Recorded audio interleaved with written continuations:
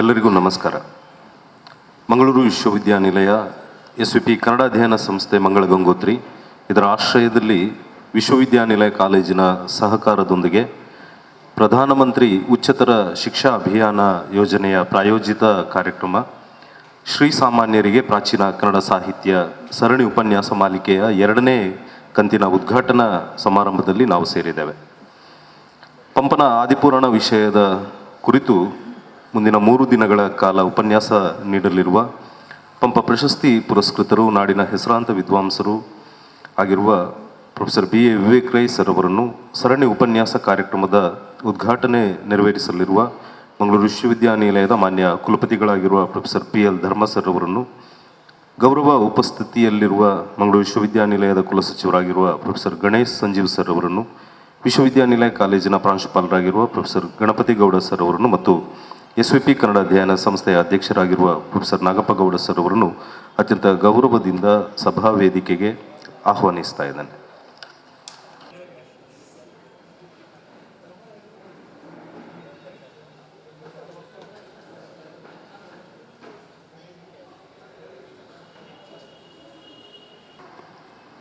ಪಂಪನ ಕಾವ್ಯಗಳನ್ನು ಶ್ರೀ ಸಾಮಾನ್ಯರ ಕಡೆಗೆ ಪರಿಚಯಿಸುವ ಇಂತಹದೊಂದು ವಿನೂತನ ಕಾರ್ಯಕ್ರಮದ 2ನೇ ಕಂತು ಇದು.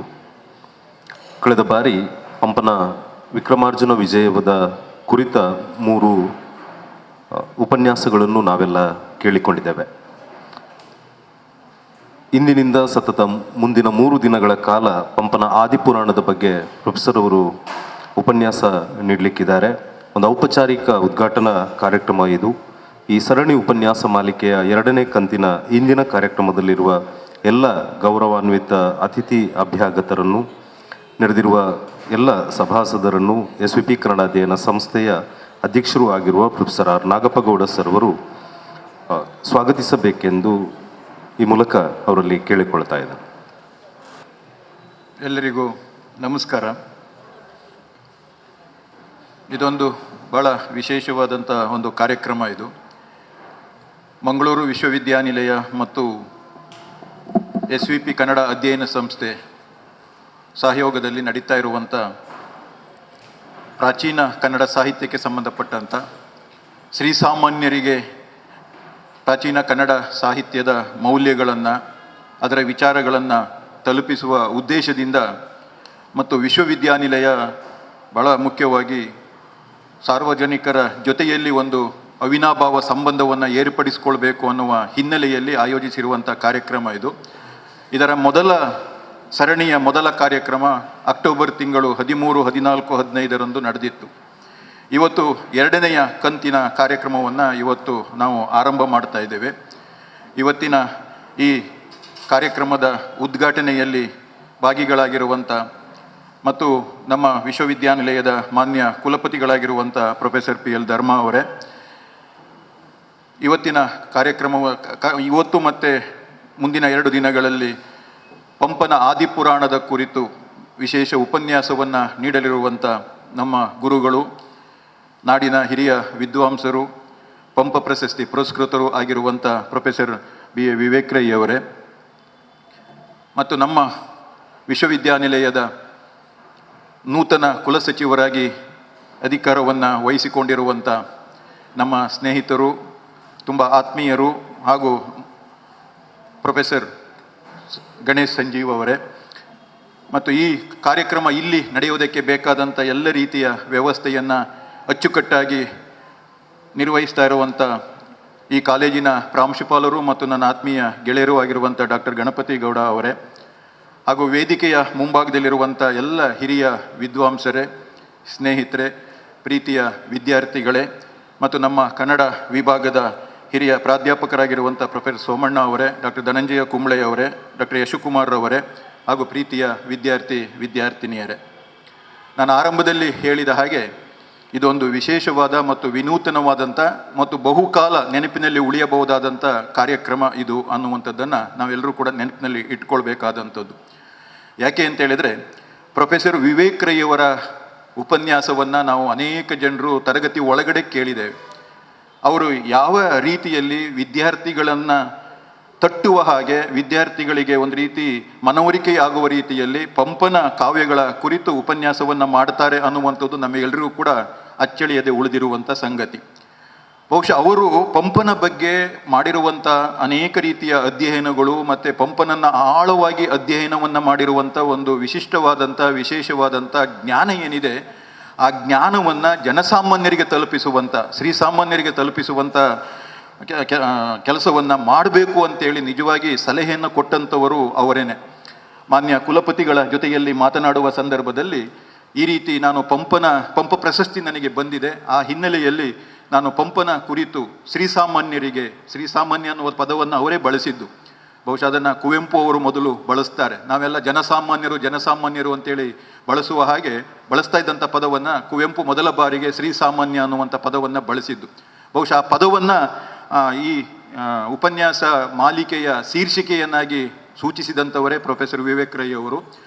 ಕುಲಪತಿಗಳ ಜೊತೆಯಲ್ಲಿ ಮಾತನಾಡಿದ ಸಂದರ್ಭದಲ್ಲಿ ಕುಲಪತಿಗಳು ಕೂಡ ತಕ್ಷಣವೇ ಅದಕ್ಕೆ ಸ್ಪಂದಿಸಿಬಿಟ್ಟು ಇಂಥ ಒಂದು ವಿಶಿಷ್ಟವಾದಂಥ ವಿನೂತನವಾದಂಥ ಕಾರ್ಯಕ್ರಮವನ್ನು ನಾವು ವಿಶ್ವವಿದ್ಯಾನಿಲಯದ ವತಿಯಿಂದ ಮಾಡುವುದರಿಂದ ವಿಶ್ವವಿದ್ಯಾನಿಲಯಕ್ಕೆ ಒಂದು ಕೀರ್ತಿ ಬರ್ತದೆ, ವಿಶ್ವವಿದ್ಯಾಲಯದ ಹೆಸರು ಹೆಚ್ಚಾಗುತ್ತೆ ಅನ್ನುವ ನೆಲೆಯಲ್ಲಿ ಅವರು ತಕ್ಷಣವೇ ಸ್ಪಂದಿಸಿಬಿಟ್ಟು ಈ ಕಾರ್ಯಕ್ರಮವನ್ನು, ಸರಣಿ ಉಪನ್ಯಾಸ ಕಾರ್ಯಕ್ರಮವನ್ನು ಆಯೋಜಿಸುವುದಕ್ಕೆ ಬೇಕಾದಂಥ ಎಲ್ಲ ರೀತಿಯ ನೆರವನ್ನು ಅವರು ನೀಡಿದ್ದಾರೆ ಮತ್ತು ನಮಗೆ ಒಂದು ಮಾರ್ಗದರ್ಶನವನ್ನು ಕೂಡ ಕೊಟ್ಟಿದ್ದಾರೆ. ಈ ಕಾರ್ಯಕ್ರಮ ಅತ್ಯಂತ ಚೆನ್ನಾಗಿ ಅಚ್ಚುಕಟ್ಟಾಗಿ ನಡಿಬೇಕು, ಅದಕ್ಕೆ ಬೇಕಾದಂಥ ಎಲ್ಲ ರೀತಿಯ ವ್ಯವಸ್ಥೆಯನ್ನು ಕನ್ನಡ ವಿಭಾಗದವರು ಮಾಡಬೇಕು ಅನ್ನುವಂಥ ರೀತಿಯಲ್ಲಿ ನಮಗೊಂದು ಆದೇಶವನ್ನು ಕೊಟ್ಟು ಈ ಕಾರ್ಯಕ್ರಮ ಇಲ್ಲಿ ನಡೆಯೋದಕ್ಕೆ ಅವರು ಕಾರಣೀಭೂತರಾಗಿದ್ದಾರೆ. ಅವರನ್ನು ಇವತ್ತಿನ ಈ ಕಾರ್ಯಕ್ರಮಕ್ಕೆ ಉದ್ಘಾಟಕರಾಗಿ, ಮೊದಲ ಕಾರ್ಯಕ್ರಮ ಇಲ್ಲಿ ನಡೆದಂಥ ಸಂದರ್ಭದಲ್ಲಿ ಅವರು ಉದ್ಘಾಟಕರಾಗಿ ಬರಬೇಕಾಗಿತ್ತು, ಆದರೆ ಅನಾರೋಗ್ಯದ ಕಾರಣದಿಂದಾಗಿ ಅವತ್ತಿನ ಆ ಕಾರ್ಯಕ್ರಮದಲ್ಲಿ ಭಾಗವಹಿಸೋದಕ್ಕಾಗಿರಲಿಲ್ಲ. ಕೊನೆಯ ದಿನ ಅವರು ಅನಾರೋಗ್ಯದ ನಡುವೆಯೂ ಕೂಡ ನಮ್ಮ ಪ್ರೊಫೆಸರ್ ವಿವೇಕ್ ರೈ ಅವರ ಅಭಿಮಾನದ ಮೇಲೆ, ಗೌರವದ ನೆಲೆಯಲ್ಲಿ ಅವರು ಆ ಕಾರ್ಯಕ್ರಮದಲ್ಲಿ ಭಾಗಿಗಳಾಗಿದ್ದರು. ಇವತ್ತು ಭಾಳ ಮುಖ್ಯವಾಗಿ ಇವತ್ತಿನ ಈ ಉದ್ಘಾಟನಾ ಕಾರ್ಯಕ್ರಮದಲ್ಲಿ ಅವರು ಭಾಳ ಪ್ರೀತಿಯಿಂದ, ಭಾಳ ಗೌರವದಿಂದ ಇಲ್ಲಿ ಭಾಗವಹಿಸಿದ್ದಾರೆ. ಅವರನ್ನು ನಾನು ವಿಶ್ವವಿದ್ಯಾನಿಲಯದ ಪರವಾಗಿ ಮತ್ತು ಕನ್ನಡ ಅಧ್ಯಯನ ಸಂಸ್ಥೆ SVP ಕನ್ನಡ ಅಧ್ಯಯನ ಸಂಸ್ಥೆಯ ಪರವಾಗಿ ಹಾಗೂ ಈ ಕಾಲೇಜಿನ ಪರವಾಗಿ ಮತ್ತು ನಿಮ್ಮೆಲ್ಲರ ಪರವಾಗಿ ಪ್ರೀತಿಯಿಂದ, ಗೌರವದಿಂದ ಅವರನ್ನು ಈ ಸಭೆಗೆ ಸ್ವಾಗತಿಸ್ತಾ ಇದ್ದೇನೆ.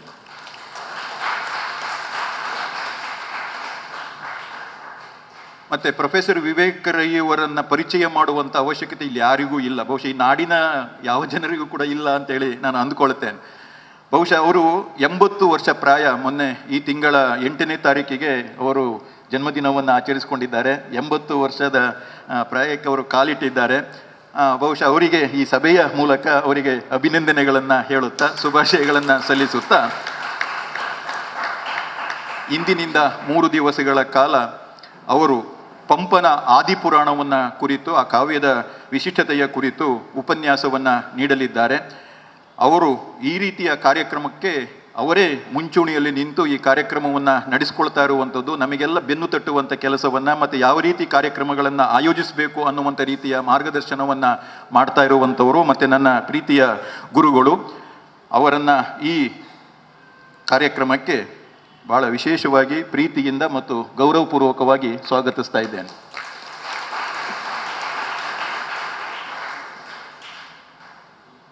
ನೂತನವಾಗಿ ಕುಲಸಚಿವರಾಗಿ ಅಧಿಕಾರವನ್ನು ಸ್ವೀಕರಿಸಿರುವಂಥವರು ನಮ್ಮವರೇ ಆದಂಥ ನಮ್ಮ ಕಾಲೇಜಿನ ನಮ್ಮ ವಿಶ್ವವಿದ್ಯಾನಿಲಯದ ಭೌತಶಾಸ್ತ್ರ ವಿಭಾಗದಲ್ಲಿ ಹಿರಿಯ ಪ್ರಾಧ್ಯಾಪಕರಾಗಿ ಸೇವೆಯನ್ನು ಸಲ್ಲಿಸ್ತಾ ಇರುವಂಥ ಮತ್ತು ಕಾಲೇಜು ಅಭಿವೃದ್ಧಿ ಮಂಡಳಿಯ ನಿರ್ದೇಶಕರಾಗಿ ಕೆಲಸವನ್ನು ನಿರ್ವಹಿಸ್ತಾ ಇರತಕ್ಕಂಥ ಪ್ರೊಫೆಸರ್ ಗಣೇಶ್ ಸಂಜೀವ್ ಅವರು ಈಗ ನೂತನ ಕುಲಸಚಿವರಾಗಿ ಬಹುಶಃ ವಿಶ್ವವಿದ್ಯಾನಿಲಯದ ಕೆಲಸ ಕಾರ್ಯಗಳನ್ನು ಭಾಳ ಸುಸೂತ್ರವಾಗಿ ನಡೆಸುವುದಕ್ಕೆ ಮಾನ್ಯ ಕುಲಪತಿಗಳ ಜೊತೆಯಲ್ಲಿ ಅನೂನ್ಯವಾಗಿ ಕೆಲಸವನ್ನು ನಿರ್ವಹಿಸ್ತಾ ಇದ್ದಾರೆ.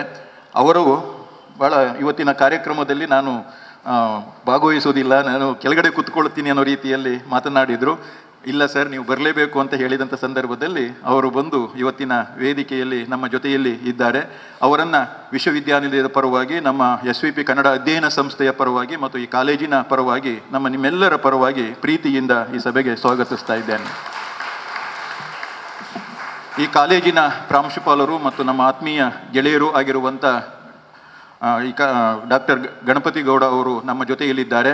ಬಹುಶಃ ನಾವು ಅವರೆಲ್ಲ ಒಟ್ಟಿಗೆ ಸೇರಿ ಈ ಕಾರ್ಯಕ್ರಮವನ್ನು ಇಲ್ಲಿ ನಡೆಸ್ತಾ ಇದ್ದೇವೆ. ಇಲ್ಲಿರುವಂಥ ಎಲ್ಲ ಅಧ್ಯಾಪಕರ ಸಹಕಾರದೊಂದಿಗೆ ಬಹುಶಃ ಇಂಥ ಒಂದು ಒಳ್ಳೆಯ ವೇದಿಕೆಯಲ್ಲಿ ನಾವು ಈ ರೀತಿಯ ಕಾರ್ಯಕ್ರಮವನ್ನು ನಡೆಸೋದಕ್ಕೆ ಅವರು ನಮಗೆಲ್ಲ ರೀತಿಯ ನೆರವನ್ನು ನೀಡ್ತಾ ಇದ್ದಾರೆ. ನಮ್ಮದೇ ಕಾರ್ಯಕ್ರಮ ಅನ್ನುವ ಹಾಗೆ ಅವರು ನಮ್ಮ ಜೊತೆಯಲ್ಲಿ ಕೈ ಜೋಡಿಸಿರುವಂಥದ್ದು. ಅವರಿಗೆ ನಾನು ಪ್ರೀತಿಯ ಸ್ವಾಗತವನ್ನು ಈ ಸಭೆಗೆ ಕೋರ್ತಾ ಇದ್ದೇನೆ. ಮತ್ತು ನಮ್ಮ ವಿಭಾಗದ ಹಿರಿಯ ಪ್ರಾಧ್ಯಾಪಕರು ಮತ್ತು ನನ್ನ ಸನ್ಮಿತ್ರರು ಆಗಿರುವಂಥ ಪ್ರೊಫೆಸರ್ ಸೋಮಣ್ಣ ಅವರಿದ್ದಾರೆ, ಡಾಕ್ಟರ್ ಧನಂಜಯ ಕುಂಬ್ಳೆ ಅವರಿದ್ದಾರೆ, ಯಶಕುಮಾರ್ ಅವರಿದ್ದಾರೆ, ಮತ್ತು ಈ ಭಾಗದ ಅತ್ಯಂತ ಹಿರಿಯ ವಿದ್ವಾಂಸರುಗಳು, ಹಿರಿಯ ಸಂಶೋಧಕರು ಮತ್ತು ನಿವೃತ್ತ ಪ್ರಾಧ್ಯಾಪಕರು ಮತ್ತು ಭಾಳ ವಿಶೇಷವಾಗಿ ಕನ್ನಡ ಭಾಷೆ ಮತ್ತು ಸಂಸ್ಕೃತಿಯ ಬಗ್ಗೆ ವಿಶೇಷವಾದ ಕಾಳಜಿಯನ್ನು ಇಟ್ಟುಕೊಂಡಿರುವಂಥವರೆಲ್ಲರೂ ಈ ಸಭೆಯಲ್ಲಿ ಭಾಗಿಗಳಾಗಿದ್ದೀರಿ. ನಿಮ್ಮೆಲ್ಲರನ್ನೂ ಕೂಡ ನಾನು ಪ್ರೀತಿಯಿಂದ ಈ 3 ಸಂಸ್ಥೆಗಳ ಪರವಾಗಿ ಸ್ವಾಗತವನ್ನು ಕೋರ್ತಾ ಇದ್ದೇನೆ. ಬಹಳ ವಿಶೇಷವಾಗಿ ನಮ್ಮ ವಿಭಾಗದ ವಿದ್ಯಾರ್ಥಿಗಳು ನಮ್ಮ ಜೊತೆಯಲ್ಲಿ ಇದ್ದುಕೊಂಡು ನಾವು ಹೇಳಿದಂಥ ಎಲ್ಲ ರೀತಿಯ ಕೆಲಸಗಳನ್ನು ನಿರ್ವಹಿಸಿಕೊಂಡು ಈ ಕಾರ್ಯಕ್ರಮದ ಯಶಸ್ಸಿಗೆ ಕಾರಣಕರ್ತರಾಗಿದ್ದಾರೆ. ಅವರು ಕೂಡ ಇಲ್ಲಿ ಭಾಗಿಗಳಾಗಿದ್ದಾರೆ. ಅವರನ್ನು ಕೂಡ ನಾನು ಪ್ರೀತಿಯಿಂದ ಸ್ವಾಗತಿಸ್ತಾ ಇದ್ದೇನೆ. ಮತ್ತು ಬಹಳ ಮುಖ್ಯವಾಗಿ ಸಮೂಹ ಮಾಧ್ಯಮ ಮಿತ್ರರನ್ನು ನಾನು ವಿಶೇಷವಾಗಿ ಇಲ್ಲಿ ನೆನಪು ಮಾಡಿಕೊಳ್ಬೇಕು. ನಾವು ಈ ಕಾರ್ಯಕ್ರಮಕ್ಕೆ ಬೇಕಾದಂಥ ಎಲ್ಲ ರೀತಿಯ ಪ್ರಚಾರವನ್ನು ಕೊಡಬೇಕು ಅಂತೇಳಿ ಕೇಳಿಕೊಂಡಂಥ ಸಂದರ್ಭದಲ್ಲಿ ಎಲ್ಲ ಪತ್ರಿಕೆಯವರು, ಎಲ್ಲ ಮಾಧ್ಯಮದವರು ಭಾಳ ಪ್ರೀತಿಯಿಂದ, ಅದರಲ್ಲೂ ವಿಶೇಷವಾಗಿ ನಮ್ಮ ಪ್ರೊಫೆಸರ್ ವಿವೇಕ್ ರೈ ಅವರ ಮೇಲಿನ ಗೌರವದಿಂದ ಅವರೆಲ್ಲರೂ ಕೂಡ ಒಳ್ಳೆಯ ಪ್ರಚಾರವನ್ನು ಕೊಟ್ಟಿದ್ದಾರೆ. ಇವತ್ತು ಕೂಡ ಈ ಕಾರ್ಯಕ್ರಮದಲ್ಲಿ ಅವರು ಭಾಗಿಗಳಾಗಿದ್ದಾರೆ. ಎಲ್ಲ ಮಾಧ್ಯಮ ಮಿತ್ರರನ್ನು ನಾನು ಈ 3 ಸಂಸ್ಥೆಗಳ ಪರವಾಗಿ ಹೃತ್ಪೂರ್ವಕವಾಗಿ ಸ್ವಾಗತವನ್ನು ಬಯಸ್ತಾ ಇದ್ದೇನೆ. ಹಾಗೂ ಈ ಕಾಲೇಜಿನ ವಿದ್ಯಾರ್ಥಿಗಳು ಮತ್ತು ಈ ಕಾಲೇಜಿನ ಅಧ್ಯಾಪಕರು ಹಾಗೂ ಅಧ್ಯಾಪಕೇತರ ಮಿತ್ರರು ಇದರಲ್ಲಿ ಭಾಗಿಗಳಾಗಿದ್ದೀರಿ. ನಿಮ್ಮೆಲ್ಲರನ್ನು ಕೂಡ ನಾನು ಪ್ರೀತಿಯಿಂದ ಈ ಸಭೆಗೆ ಸ್ವಾಗತಿಸ್ತಾ ಇದ್ದೇನೆ. ಮತ್ತು ಇಲ್ಲಿ ನಮಗೆ ಸಹಾಯ ಮಾಡ್ತಾ ಇರುವಂಥ ಕಿಶೋರ್ ಅವರಿದ್ದಾರೆ, ಸುರೇಶ್ ರವರಿದ್ದಾರೆ. ವಿಶೇಷವಾಗಿ ನಮ್ಮ ವಿಶ್ವವಿದ್ಯಾನಿಲಯದ ಹಿರಿಯ ಛಾಯಾಗ್ರಾಹಕರಾಗಿರುವಂಥ ಮತ್ತು ನಮ್ಮ ರಾಜ್ಯದ ಅಧ್ಯಾಪಕೇತರ ಸಂಘದ ಕಾರ್ಯದರ್ಶಿಗಳಾಗಿ ಕೆಲಸವನ್ನು ಮಾಡ್ತಾ ಇರುವಂಥ ಮತ್ತು ಈ ಕಾರ್ಯಕ್ರಮದ 3 ದಿನ ಏನು ಕಾರ್ಯಕ್ರಮ ನಡೀತದೆ ಆ ಕಾರ್ಯಕ್ರಮದ ಧ್ವನಿಮುದ್ರಣವನ್ನು ಮಾಡ್ತಾ ಇರುವಂಥ ಶ್ರೀಯುತ ಚಂದ್ರಶೇಖರ್ MB ಅವರಿಗೆ ನಾನು ವಿಶೇಷವಾಗಿ ಈ ಸಭೆಗೆ ಸ್ವಾಗತವನ್ನು ಕೋರ್ತಾ ಇದ್ದೇನೆ. ಎಲ್ಲರಿಗೂ ಈ ಕಾರ್ಯಕ್ರಮಕ್ಕೆ ಮತ್ತೊಮ್ಮೆ ಸ್ವಾಗತವನ್ನು ಕೋರಿ ನನ್ನ ಮಾತನ್ನು ಮುಗಿಸ್ತಾ ಇದ್ದೇನೆ. ಎಲ್ಲರಿಗೂ ಒಳ್ಳೆಯದಾಗಲಿ. ಎಲ್ಲರನ್ನೂ ಈ ಕಾರ್ಯಕ್ರಮಕ್ಕೆ ಸ್ವಾಗತಿಸಿದ ಸರ್ ತಮಗೂ ಕೂಡ ಪ್ರೀತಿಯ ಸ್ವಾಗತವನ್ನು ಕೊಡ್ತಾ ಇದ್ದೇನೆ. ವೇದಿಕೆ ಮೇಲಿರುವ ಎಲ್ಲ ಅತಿಥಿಗಳಿಗೆ ಹೂ ನೀಡಿ ಸ್ವಾಗತಿಸಬೇಕೆಂದು ವಿನಂತಿಸ್ತಾ ಇದ್ದೇನೆ. ಉದ್ಘಾಟಕರಾಗಿ ಆಗಮಿಸಿರುವ ಮಂಗಳೂರು ವಿಶ್ವವಿದ್ಯಾನಿಲಯದ ಮಾನ್ಯ ಕುಲಪತಿಗಳು ಪ್ರೊಫೆಸರ್ ಸರ್ ಅವರಿಗೆ SVP ಕನ್ನಡ ಅಧ್ಯಯನ ಸಂಸ್ಥೆಯ ಅಧ್ಯಕ್ಷರಾಗಿರುವ ಪ್ರೊಫೆಸರ್ ಆರ್ ನಾಗಪ್ಪಗೌಡ ಸರ್ ಅವರು ಹೂ ನೀಡಿ ಸ್ವಾಗತಿಸಬೇಕೆಂದು ಕೇಳಿಕೊಳ್ತಾ ಇದ್ದೇನೆ.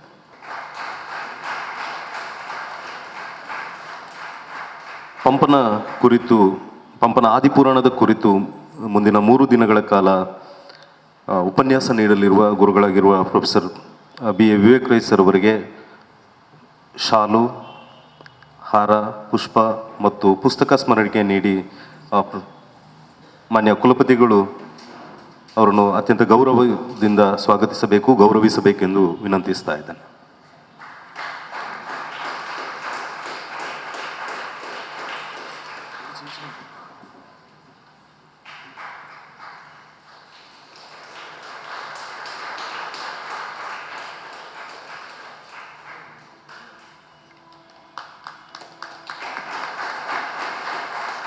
ಕಾರ್ಯಕ್ರಮದಲ್ಲಿ ಗೌರವ ಉಪಸ್ಥಿತಿಯಲ್ಲಿರುವ ಮಂಗಳೂರು ವಿಶ್ವವಿದ್ಯಾನಿಲಯದ ಕುಲಸಚಿವರಾಗಿರುವ ಪ್ರೊಫೆಸರ್ ಗಣೇಶ್ ಸಂಜೀವ್ ಸರ್ ಅವರಿಗೆ ವಿಶ್ವವಿದ್ಯಾನಿಲಯ ಕಾಲೇಜಿನ ಪ್ರಾಂಶುಪಾಲರಾಗಿರುವ ಪ್ರೊಫೆಸರ್ ಗಣಪತಿ ಗೌಡ ಸರ್ ಅವರು ಪುಷ್ಪ ನೀಡಿ ಸ್ವಾಗತಿಸಬೇಕೆಂದು ಕೇಳಿಕೊಳ್ತಾರೆ. ಈ ಕಾರ್ಯಕ್ರಮ ಇಲ್ಲಿ ಆಗು ಮಾಡುವುದಕ್ಕೆ ಅವಕಾಶಗಳನ್ನು ನೀಡಿ ನಮ್ಮೊಂದಿಗೆ ಸಹಕರಿಸಿದ ಪ್ರೊಫೆಸರ್ ಗಣಪತಿ ಗೌಡ ಸರ್ ಅವರಿಗೆ ಪ್ರೊಫೆಸರ್ ಆರ್ ನಾಗಪ್ಪಗೌಡ ಸರ್ ಅವರು ಹೂ ನೀಡಿ ಸ್ವಾಗತಿಸಬೇಕೆಂದು ಕೇಳಿಕೊಳ್ತಾರೆ. ಮುಂದಿನ 3 ದಿನಗಳ ಉಪನ್ಯಾಸ ಕಾರ್ಯಕ್ರಮವನ್ನು ದೀಪ ಬೆಳಗುವುದರ ಮೂಲಕ ಉದ್ಘಾಟಿಸಬೇಕೆಂದು ಮಾನ್ಯ ಕುಲಪತಿಗಳಾಗಿರುವ ಪ್ರೊಫೆಸರ್ PL ಧರ್ಮ ಸರ್ ಅವರಲ್ಲಿ ವಿನಂತಿಸ್ತೇನೆ. ವೇದಿಕೆಯ ಗಣ್ಯರೆಲ್ಲರೂ ಕೂಡ ಈ ಹೊತ್ತು ಜೊತೆಯಾಗಬೇಕೆಂದು ವಿನಂತಿ.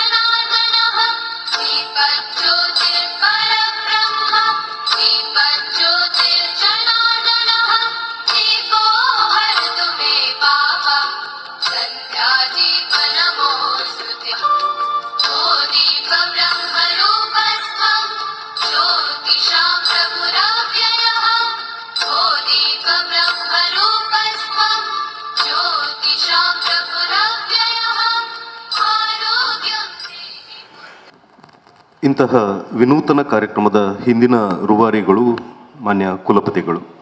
ಅಪರೂಪದ ಕಾರ್ಯಕ್ರಮದ ಸಂಯೋಜನೆಯ ಮೂಲಕ ವಿಶ್ವವಿದ್ಯಾನಿಲಯವನ್ನು ಶ್ರೀಸಾಮಾನ್ಯರಲ್ಲಿಗೆ ತಲುಪಿಸುವ ಇರಾದೆಯೂ ಅವರದು. ಉದ್ಘಾಟನೆ ನೆರವೇರಿಸಿದ ಮಾನ್ಯ ಕುಲಪತಿಗಳ ಉದ್ಘಾಟನಾ ಮಾತಿಗೆ ಈಗ ವೇದಿಕೆ. ಪ್ರೊಫೆಸರ್ ವಿವೇಕ್ ರೈ ಅವರ ವಿಶೇಷವಾದ ಮಾತುಗಳನ್ನು ಕೇಳಲಿಕ್ಕೆ ಬಂದಿರುವ ಎಲ್ಲ ಕಿರಿಯ ಮತ್ತು ಹಿರಿಯ ಮಿತ್ರರೇ, ನಮಗೆಲ್ಲರಿಗೂ ಪಾಠ ಪ್ರವಚನ ಮಾತ್ರ ಮಾಡಿದ್ದಲ್ಲ, ಒಂದು ಸಂಸ್ಥೆಯನ್ನು ಕಟ್ಟುವಲ್ಲಿ ಮಹತ್ತರವಾದ ಪಾತ್ರವನ್ನು ವಹಿಸಿದಂಥ ಮತ್ತು ಒಂದು ಇಡೀ ವಿಶ್ವವಿದ್ಯಾನಿಲಯದಲ್ಲಿ ಆಡಳಿತದಲ್ಲಿ ಶೈಕ್ಷಣಿಕ ಮಟ್ಟದಲ್ಲಿ ಹೊಸ ಛಾಪನ್ನು ಮೂಡಿಸಿದಂಥ ನಮ್ಮೆಲ್ಲರ ಪ್ರೊಫೆಸರ್ ಆಗಿರುವ professor B A Vivek Rai sir ಅವರೇ, ಸ್ನೇಹಿತ ಮತ್ತು ಸಹೋದ್ಯೋಗಿ ಮಿತ್ರ ಡಾಕ್ಟರ್ ನಾಗಪ್ಪ ಗೌಡರು, ಈಗ ತಾನೇ ಪ್ರಭಾರ ಕುಲಸಚಿವರಾಗಿ ಅಧಿಕಾರ ವಹಿಸಿಕೊಂಡಿರುವ ಪ್ರೊಫೆಸರ್ ಗಣೇಶ್ ಸಂಜೀವ್ ಅವರೇ, ಈ ಕಾಲೇಜಿನ ಪ್ರಾಂಶುಪಾಲರಾಗಿರುವ ಗಣಪತಿ ಗೌಡ್ರೆ,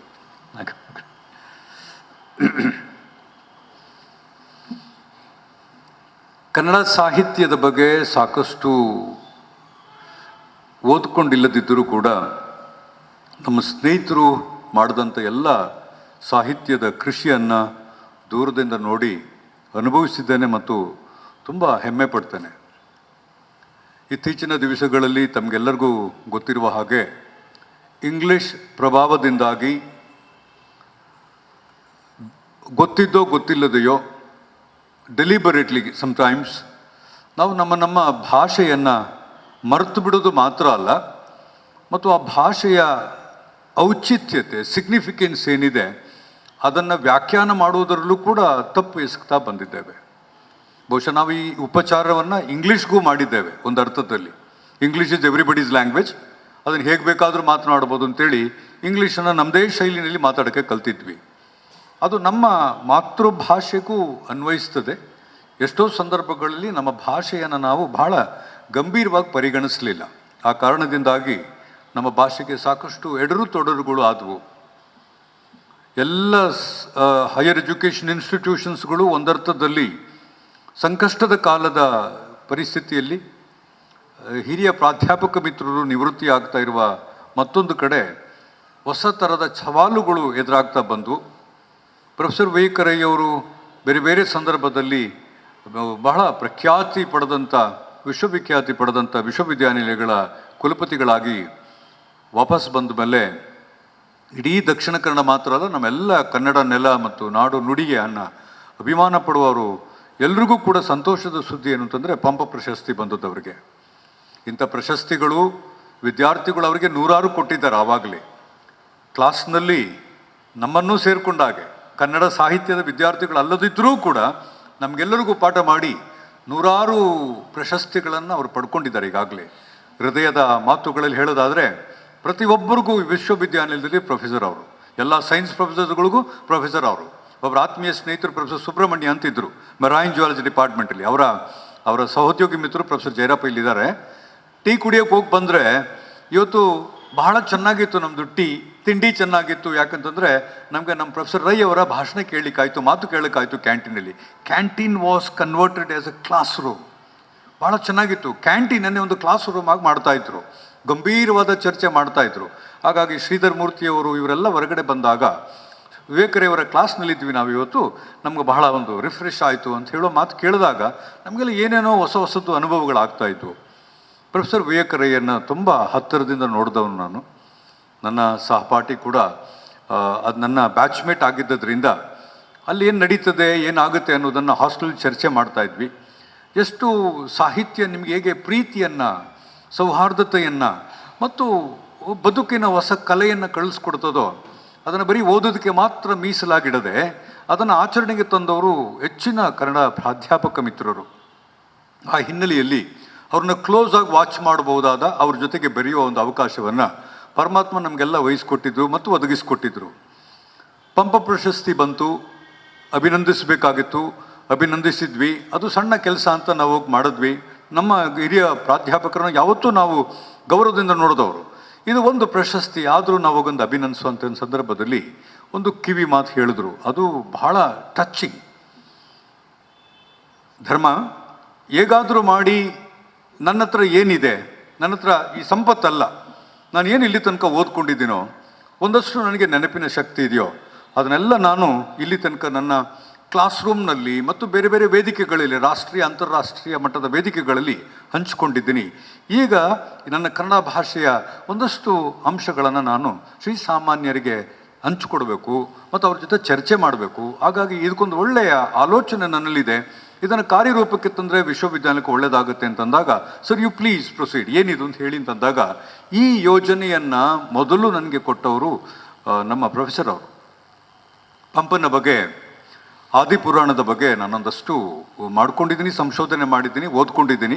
ಇದು ಬಹಳ ವಿಶೇಷವಾದದ್ದು, ಹಳೆಗನ್ನಡಕ್ಕೆ ಸಂಬಂಧಪಟ್ಟ ಹಾಗೆ ಬಹಳ ವಿಶೇಷವಾದದ್ದು. ಇವತ್ತಿನ ಯುವಕರಿಗಿದು ಬೇಕು, ಶ್ರೀಸಾಮಾನ್ಯರಿಗಿದು ಬೇಕು. ಏನು ಪಂಪ ಪ್ರಶಸ್ತಿ ಯಾಕೆ ಬಂತು ಇವ್ರಿಗೇನು ಗೊತ್ತು ಪಂಪನ ಬಗ್ಗೆ ಅನ್ನೋದು ಈ ಊರಿಗೆ ಗೊತ್ತಾಗಬೇಕಾಗಿದೆ, ಮತ್ತು ಅದು ಈ ದೇಶ ಇನ್ನು ಮೇಲೆ ನೆನಪಿಸ್ಕೋಬೇಕಾಗಿದೆ. ಕರ್ನಾಟಕದಲ್ಲಿ ಹುಟ್ಟಿ ಬೆಳೆದವರು ಪ್ರಪಂಚದ ಯಾವುದೇ ಭಾಗದಲ್ಲಿದ್ದರೂ ಗೊತ್ತಾಗಬೇಕಾಗುತ್ತೆ ಅಂತ ಹೇಳಿ ಅವರನ್ನು ಹೇಳಿದಾಗ ನನಗೆ ಇಷ್ಟು ಸಂತೋಷ ಆಯಿತು. ಯಾಕಂತಂದರೆ ಅಧ್ಯಾಪನ ಮಾಡ್ತಾ ಇರುವ ಸಂದರ್ಭದಲ್ಲೇ ಮಕ್ಕಳಿಗೆ ಪಾಠ ಮಾಡದೇ ಇರುವ ಈ ಕಾಲದಲ್ಲಿ, ವೃತ್ತಿಯಲ್ಲಿ ಇರುವಾಗಲೇ ಪಾಠವನ್ನು ತ್ಯಜಿಸುವ ಈ ಕಾಲದಲ್ಲಿ, ವೃತ್ತಿಯಲ್ಲಿ ಇರುವ ಸಂದರ್ಭದಲ್ಲೇ ಮತ್ತು ಒಂದು ಚೇಷ್ಟೆ ಮಾಡುವ ಈ ಕಾಲದಲ್ಲಿ ಎಲ್ಲ ಹುದ್ದೆಗಳನ್ನು ಸ್ವೀಕರಿಸಿ ವಿಶ್ವವಿದ್ಯಾಲಯದ ಅತ್ಯುನ್ನತ ಹುದ್ದೆಗಳನ್ನು 2 ವಿಶ್ವವಿದ್ಯಾಲಯದ ಕುಲಪತಿಗಳಾಗಿ ವಾಪಸ್ ಬಂದು ಪಂಪ ಪ್ರಶಸ್ತಿ ಬಂದಾಗ, ಆ ಪ್ರಶಸ್ತಿಗೆ ಅವರು ಕೊಟ್ಟ ಪ್ರಶಸ್ತಿ ಏನು ಅಂತಂದರೆ, ನಾನು ಅದನ್ನು ಶ್ರೀಸಾಮಾನ್ಯರಿಗೆ ದಾರಿ ಎರೀತೀನಿ ಅಂತ. What A wonderful note it was. ನಾವೇನು ಮಾಡಲಿಲ್ಲ, ವಿಶ್ವವಿದ್ಯಾಲಯದಲ್ಲಿ ಅದನ್ನು ಅನುಷ್ಠಾನಕ್ಕೆ ತರಬೇಕಾಗಿತ್ತು. ಕನ್ನಡ ವಿಭಾಗಕ್ಕೆ ಹೊಣೆಗಾರಿಕೆಯನ್ನು ಕೊಟ್ವಿ, ಇವರಿಗೆ ಗಣಪತಿ ಗೌಡರಿಗೆ ಹೊಣೆಗಾರಿಕೆಯನ್ನು ಕೊಟ್ರಿ, ಎಲ್ಲವೂ ನಡೀತು. ಅಕ್ಟೋಬರ್ ತಿಂಗಳಿನಲ್ಲಿ ಬಹಳ ದೊಡ್ಡ ಮಟ್ಟದ ಒಂದು ಬೆಳವಣಿಗೆ ನಡೀತು. ಅದೆಷ್ಟೋ ಕನ್ನಡ ಪ್ರೇಮಿಗಳು ಇಲ್ಲಿ ಬಂದಾಗ, ನಮ್ಗೆ ಸಣ್ಣ ಮಕ್ಕಳಿದ್ದಿರ್ಬೋದು, ನಿಮ್ಮ ಥರ ಸಣ್ಣ ಮಕ್ಕಳು ಬಂದಿದ್ದರು, ಕೆಲವರು ಮಕ್ಕಳು ಬಂದಿದ್ರು, ಕೆಲವು ಹಿರಿಯರು ನಾಡಿನ ವಿದ್ವಾಂಸರೆಲ್ಲ ಬಂದು ಇದನ್ನೆಲ್ಲ ಕೇಳಿದ ಮೇಲೆ ನಾನು ಒಬ್ಬ ಕೇಳುಗನಾಗಿ ಭಾಗ್ಯ ಇರಲಿಲ್ಲ ಅವತ್ತು ಮೊದಲನೇ ದಿನದ ಬರಲಿಕ್ಕೆ. 3ನೇ ದಿವಸ ಬಂದಾಗ ಕೆಲವು ತುಣುಕುಗಳನ್ನು ಕೇಳಿದ್ದೆ. ಸರ್ನ ಅನುಮತಿ ತಗೊಂಡು ಅವ್ರ ಜೊತೆಗೆ ಇದನ್ನು ಹಂಚ್ಕೋಬೇಕು ಅಂತ ನನಗನ್ಸಿತ್ತು. ಯಾಕಂತಂದರೆ ನನಗಿಂತಲೂ ಚೆನ್ನಾಗಿ ವೆಸ್ಟರ್ನ್ ಫಿಲಾಸಫಿಯನ್ನು ಇಂಗ್ಲೀಷ್ನಲ್ಲಿ ಅದ್ಭುತವಾಗಿ ಹೇಳುವ ಶಕ್ತಿ ಇರುವಂಥ ಪ್ರೊಫೆಸರ್ ಹತ್ರ ಈ ಮಾತನ್ನು ನಾನೇ ಹೇಳ್ತಾ ಇದ್ದೀನಿ. ಈಗ 3ನೇ ದಿವಸ ಇಲ್ಲಿಗೆ ಬಂದಿದ್ದೆ. ನಾನು ಬಂದಾಗ ಪಂಪನನ್ನು ಓದುವ ಮತ್ತು ಅದನ್ನೆಲ್ಲ ವಿಶ್ಲೇಷಣೆ ಮಾಡುವ ಶಕ್ತಿ ನಮಗಿರಲಿಲ್ಲ, ಮತ್ತು ನಮ್ಗೆ ಆ ಥರದ ಸಿಲೆಬಾಯ್ ಇರಲಿಲ್ಲ. ಆ ನಂತರ ಓದ್ಕೊಳ್ಳೋ ಆಸಕ್ತಿ ನಮಗೆ ಯಾಕೋ ಬಂದಿಲ್ಲ, ಗೊತ್ತಿಲ್ಲ. ಯಾವಾಗ ಪ್ರೊಫೆಸರ್ದು ಮಾತುಗಳನ್ನು ಕೇಳಿದ್ನೋ ಮತ್ತು ಅವರು ಅದನ್ನು ಬಹಳ ಸಣ್ಣದಾಗಿ ನೋಟ್ ಮಾಡ್ಕೊಂಡು ಹೇಳ್ತಾ ಬಂದರೋ, ನನಗೆ ನಮ್ಮ ಪ್ರೊಫೆಸರ್ಸ್ಗಳು ಪಾಠ ಮಾಡ್ತಾ ಇದ್ದದ್ದು ಕೇಳ್ತಾ ಬಂದೆ. ಚಂಪು ಕಾವ್ಯ, ಅದರಲ್ಲಿ ಗದ್ಯ ಇದೆ ಅಂತ ಹೇಳಿ ಏನೇನು ವಿಶೇಷತೆಗಳಿದ್ದಾವೆ, ಯಾಕೆ ಬಹಳ ಗಂಭೀರವಾದಂಥ ಈ ನಮ್ಮ ಈ ಟ್ರಯೋ ಅಂತ ಕರಿತೀವಿ ಅದನ್ನು, ಅದರಲ್ಲೊಂದು ಟ್ರಯೋ, 3 ಜನ, ರನ್ನ, ಪಂಪ, ಪೊನ್ನ, ಇದನ್ನೆಲ್ಲ ಹೇಳ್ದ ಬಂದಾಗ ನನಗೆ I was little confused and I was taken a back. ಯಾಕೆಂತಂದರೆ ಸರ್ ಇದನ್ನು ಒಪ್ಕೊಳ್ತಾರೆ ಅಂತ ನಾನು ತಿಳ್ಕೊಂಡಿದ್ದೀನಿ. 427ನೇ BC ಈ ವೆಸ್ಟರ್ನ್ ಪೊಲಿಟಿಕಲ್ ಫಿಲಾಸಫಿ, ಗ್ರೀಕ್ ಫಿಲಾಸಫಿಯನ್ನು ನೋಡಿದಾಗ, ಪ್ಲಾಟೋ ತನ್ನ ಗುರು ಆಗಿದ್ದ, ಬಹಳ ಮುಖ್ಯವಾದ ತನ್ನ ಗುರು ಜೊತೆಗೆ ಮತ್ತು ತನ್ನ ಶಿಷ್ಯನ ಜೊತೆಗೆ ಇದೇ ಥರದ ಡೈಲಾಗನ್ನು, ಒಂದು ಕಡೆ ಕಾವ್ಯ, ಒಂದು ಪ್ರೋಸ್ ಮತ್ತು ಪೊಯೆಟ್ರಿ, ಇದೆರಡನ್ನು ಮಿಕ್ಸ್ ಮಾಡಿ ಬದುಕು ಹೇಗಿರಬೇಕು ಅಂತ ಆವಾಗ ಗ್ರೀಕ್ ಫಿಲಾಸಫಿಯಲ್ಲಿ ಹೇಳಿದ್ದು. ಹೊಸದೇನು ನಾವು ಮಾಡಿಲ್ಲ. 427 BC ಏನಾಯಿತೋ ಇಲ್ಲಿ ತನಕ ನಾವು ಅದನ್ನೇ ಮಾಡ್ತಾ ಬಂದಿರೋದು. ಅಲ್ಲಲ್ಲಿ ಸಣ್ಣ ಸಣ್ಣ ಸಣ್ಣ ಬದಲಾವಣೆ ಮಾಡ್ಕೊಂಡು ಬಂದಿರ್ಬೋದು ಅಷ್ಟೇ, ಭೌಗೋಳಿಕವಾಗಿ ಬದಲಾವಣೆ ಮಾಡ್ತಾ ಬಂದಿರಬೇಕಷ್ಟೆ.